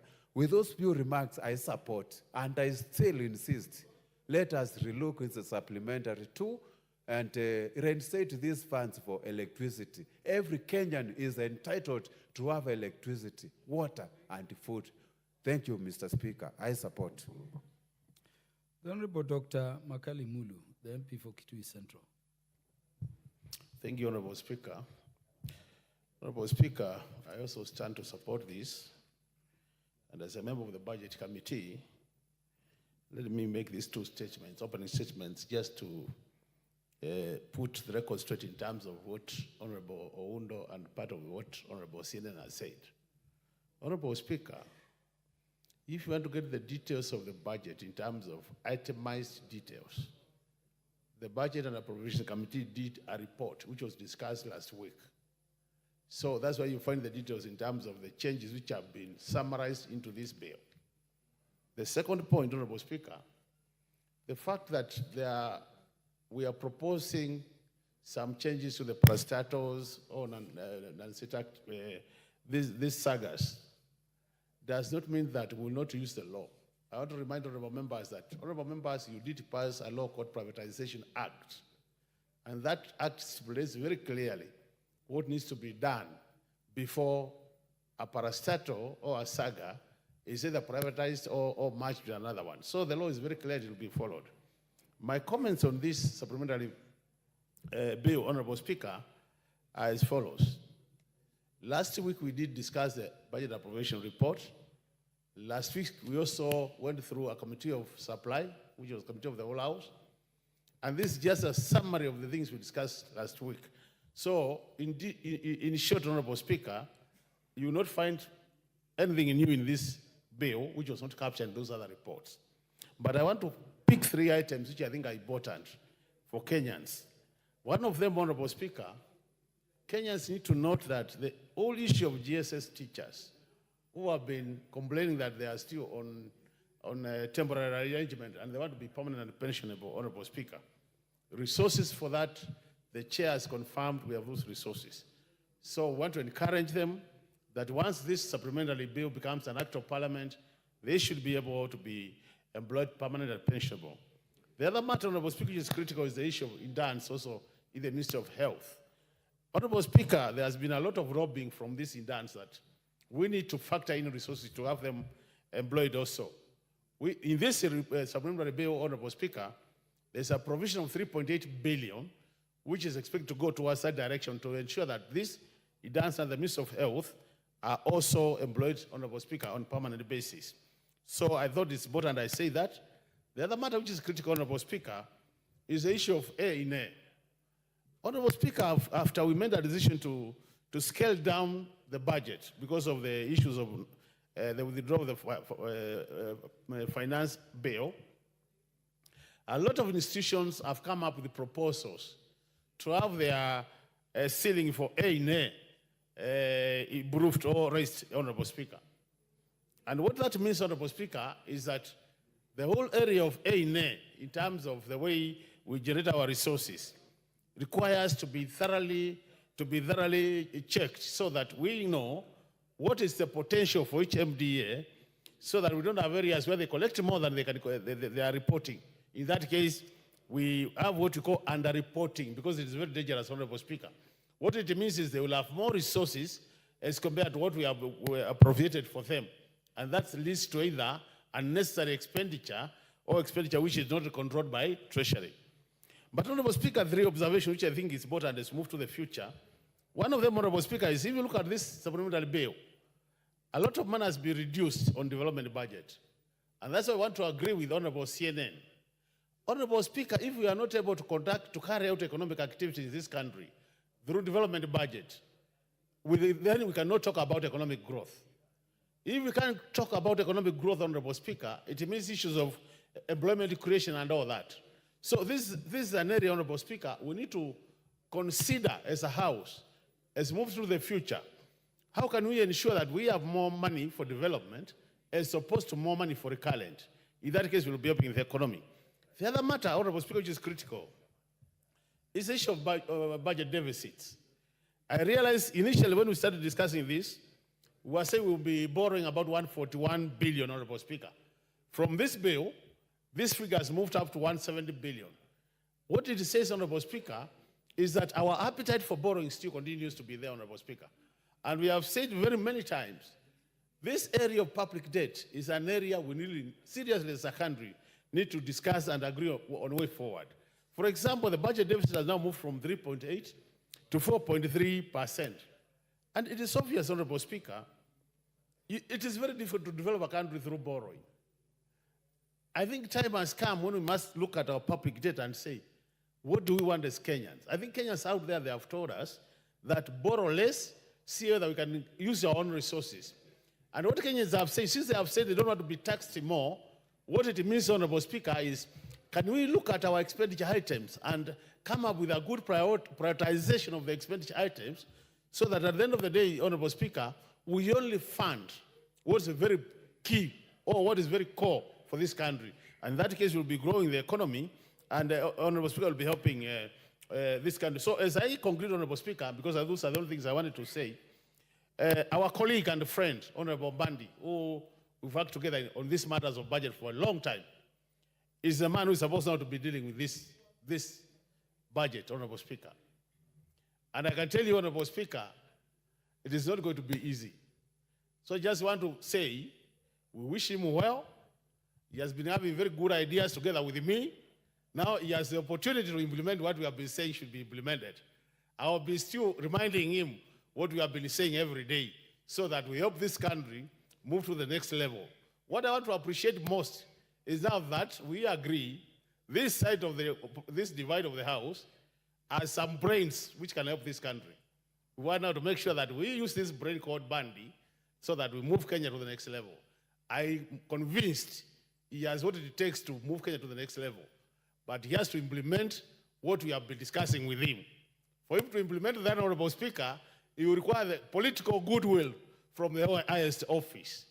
So I want to plead the highest office to provide that political goodwill. Because if it is not there, Honorable Speaker, we'll be going back to where we have always been. Thank you, Honorable Speaker. Honorable Makali Mulu, before you, because you have some 1 or 2 minutes, you know you are a long-serving member of the Budget and Appropriations Committee. And thank you for the compliments to our colleague, the Honorable John Badi. But Honorable Makali informed the House something at page 910. This line R2044, now that you are in the Budget and Appropriations Committee, you see the last item there? Yeah, last item is... this Senate legislation and oversight, is it inclusive of that thing called Senate Oversight Fund, or it excludes it? Yeah, Honorable Speaker, if you look at the detailed report, we did agree that there was some money for Senate oversight. So this figure includes part of that money. But what we said as a committee, and it is probably documented, is that there should be a very clear framework on how this resource will be utilized. So that by having this framework, we'll also ensure that there is also accountability for the same resources. So in the past, they have used the money as part of the normal office operations. This time we are insisting there must be a very clear framework on how the resources will be used. Thank you, Honorable Speaker. Yeah, so you are saying that fund that was being created is not there? No, the money is there because, it was not a separate fund. What they did is just to budget as part of the normal Senate resources. But we are saying now we need a very clear framework so that when the money is used by the senators, issues of accountability are not overlooked. That is the position of the Speaker. And so the senators will be paid salary for legislation and oversight, and they'll also have a Senate oversight fund. Do you confirm that?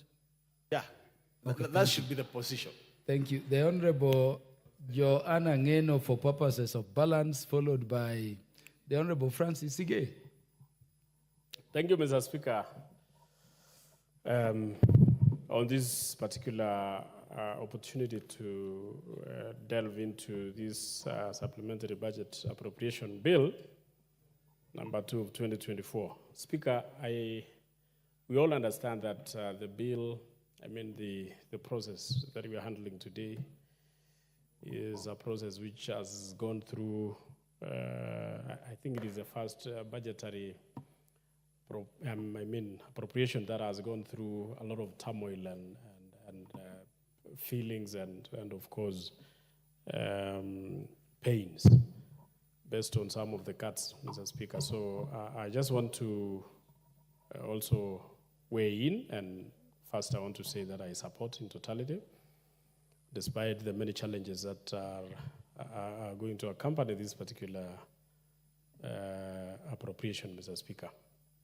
Mr. Speaker, the budget we had done previously was one of the most expensive budget, and of course we all understand that the only avenues we had so that that budget could go through was of course through funding by our own selves, and that is by taxing the people of this country. And of course, Mr. Speaker, the rest of what happened is just history.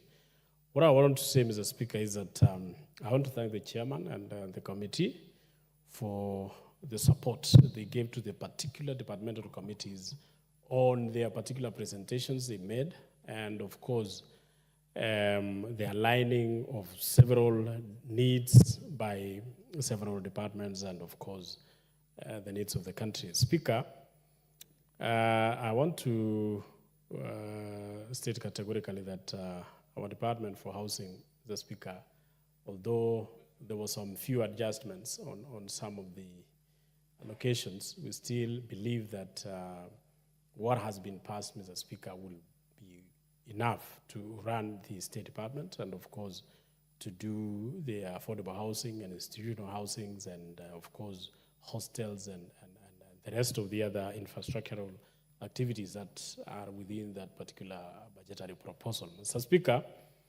we also believe that although there are so many cuts which were done on other areas, Mr. Speaker, we believe that when the economy of the country rises to the level that we can comfortably allocate money to various activities, then, Mr. Speaker, I think there is a time that we can have some of the activities which has been budgeted, appropriated correctly. Mr. Speaker, I want to thank also which of course most of the members here have talked about, the fact that we'll be confirming the 46 or 45,000 JSS teachers. This was a relief, Mr. Speaker, but of course you understand that confirming the 45 does not mean that we are now employing a new ones. We still have the deficit that we always run. When you go to most of the schools, Mr. Speaker, especially the JSS, you'll realize that in every class we have maybe 2 or 3 teachers. And these are the teachers who are going to be teaching or who are teaching more than 10 subjects. So you can imagine how strained most of our schools are. Mr. Speaker, I'm also happy to note that among the issues which were added, Mr. Speaker, is a salary to the police. The police, Mr. Speaker, have been having, I think it is one of the areas where it is part of the area where it has never had an increment of salaries for quite some times. And I think this has contributed mostly to the issues that we normally have on the sector, because of the insecurities and of course also the laxity among us members of that particular sector, the corruption that is witnessed left, right and center in most of the areas, Mr. Speaker. I think the increment of these salaries, Mr. Speaker, will go a long way to motivate our policemen so that they can actually do their work as is required. Mr. Speaker, there are also so many other things, Mr. Speaker, but my greatest elation, Mr. Speaker, is the reduction on areas where we think there has been a lot of wastages. Mr. Speaker, I've once said, Mr. Speaker, that if we really care about this country, and especially the fact that we cannot be collecting taxes from Kenyans painfully and spend them recklessly on the other side, Mr. Speaker, I've always said that let us collect money, let us collect taxes from our people, but let us also use the taxes that we are collecting from our people prudently so that the pain people go through while they are giving out those monies, Mr. Speaker, is commensurate to the work that is being done by the money that is collected. And I once said, and most of the members even of this House, Mr. Speaker, condemned me. I said, these unnecessary travels, both by this House, both by all the houses, both the Senate and the county assemblies, governors, even the members of the executive, Mr. Speaker, we reduce these travels. We can get a lot of money that can go towards development instead of what is normally utilized for. Mr. Speaker, if you look at some of the areas, like, for example, travels and hospitalities, how much money are we spending on hospitalities, Mr. Speaker? So that when you go to most of these offices, there are so many expensive things which are bought in those offices, and that has nothing to do with the delivery of services. Mr. Speaker, those are things which I would wish every now and then the committee that is concerned with the budget proposals and of course appropriation should look into and ensure that you cut completely all those areas where wastages normally occur. Mr. Speaker, look at the number of vehicles. I'm one of those proponents, Mr. Speaker, who I always thank the great president of this country, who is the third, I think it was the third president, Mheshimiwa Kibaki, for the austerity measures he actually introduced in the government, Mr. Speaker. I remember before he took office, most of the cabinet secretaries, PSS, and everybody else who was working with it, even the CEOs, were driving luxurious vehicles, fuel guzzlers. But the president introduced the use of small vehicles. And Mr. Speaker, I think this is something also that the current president should take into consideration so that whatever wastage that we have in terms of vehicles, one vehicle is enough for wherever travels. One vehicle is enough for a cabinet secretary. One vehicle is enough for a PS, and not all these big vehicles, because where these people are traveling between their homes and the offices is a short distance, Mr. Speaker. So I think those are the areas that we can use austerity measures to reduce the cost and the wastage that we are spending on those particular areas. Mr. Speaker, look at the counties, Mr. Speaker, how much they are spending their monies. Mr. Speaker, every year we are sending over 350 billion to counties, Mr. Speaker. But when you go and try and search for developments that has been done by these monies, Mr. Speaker, most of the money that is sent to every county, Mr. Speaker, 80% goes for luxuries and all those that we call, all that we call maybe salaries, goes for travels, goes for expenditures in those recurrent expenditures, Mr. Speaker, so that you will only get around 20% going for development. Mr. Speaker, every year we are training this country to collect taxes.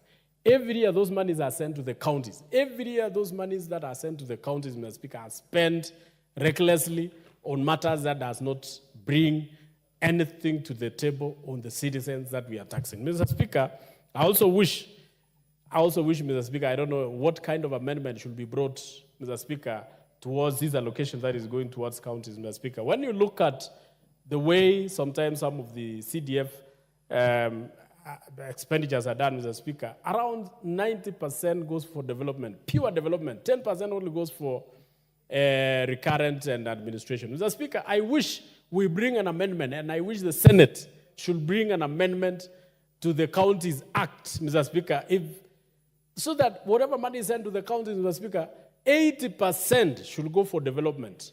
Only 20% should go for recurrent expenditure. Mr. Speaker, if we were to do that, every village, every ward, every constituency in this country, Mr. Speaker, will feel the development of this country. But if things remain the way it is right now, Mr. Speaker, I don't think there is going to be any meaningful development in the country on site.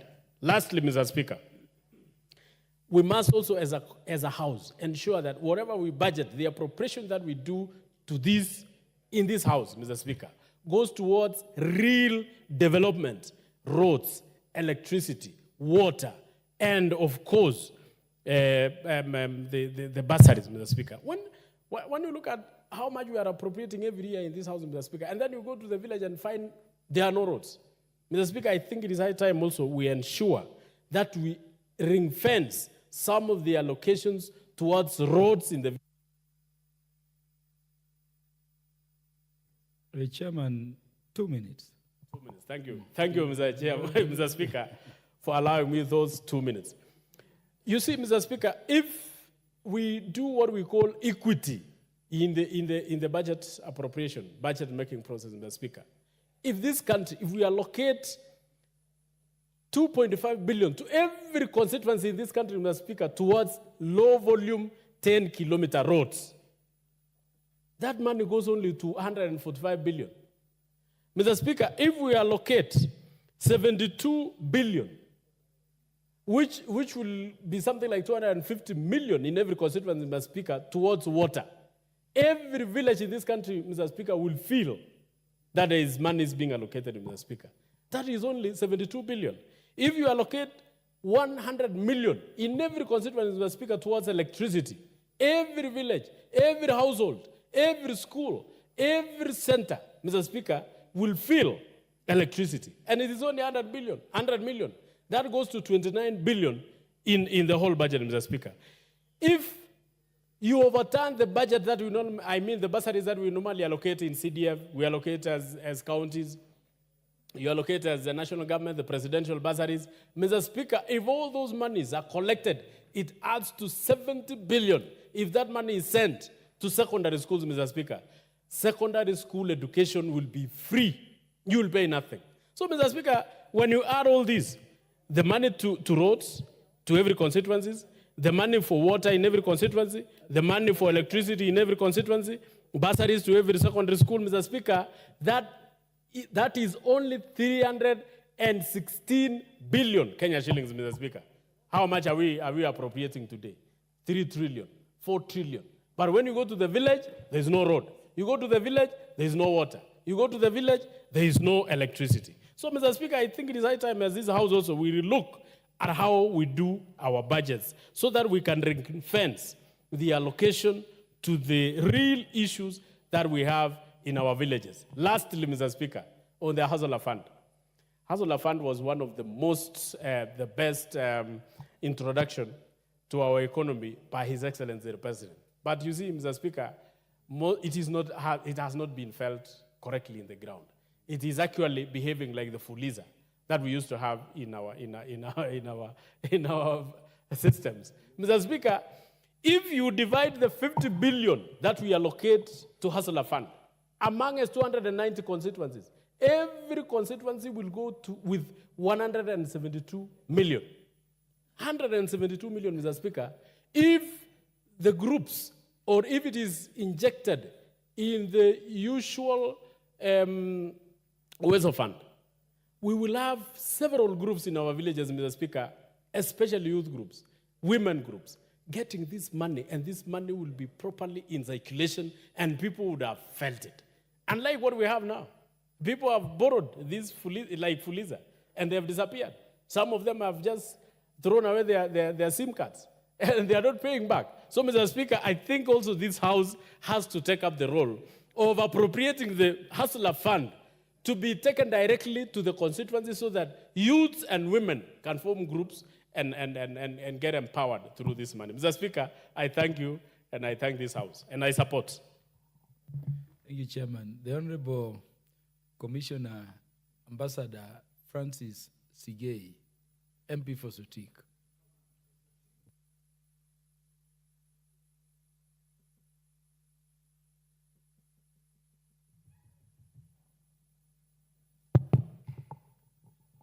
Thank you, Mr. Speaker, for giving me this opportunity to also support this bill.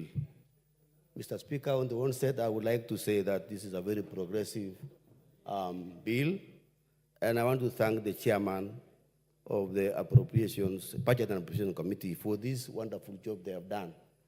And more importantly, Chairman, for the very straight, clear, and articulate manner in which he addressed the House on these issues.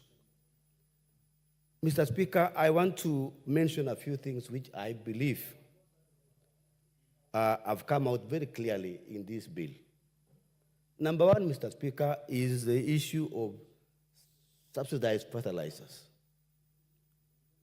Mr. Speaker, we want to thank the President of this country for making a decision to give subsidized fertilizers not only to the maize farmers, but all the sectors in the agricultural economy. Mr. Speaker, we know, and in fact it is everywhere in the newspapers today and yesterday, that we now have pamba harvest in this country. I'm talking particularly about maize. We have a lot of maize in the entire Rift Valley and even other places that we are able to get pamba harvest. Mr. Speaker, this is an issue which was giving us a lot of problems, the food security. Mr. Speaker, this has been addressed very, very clearly. What I would like now the President and this budget to address is the issue of now buying maize, which is in surplus.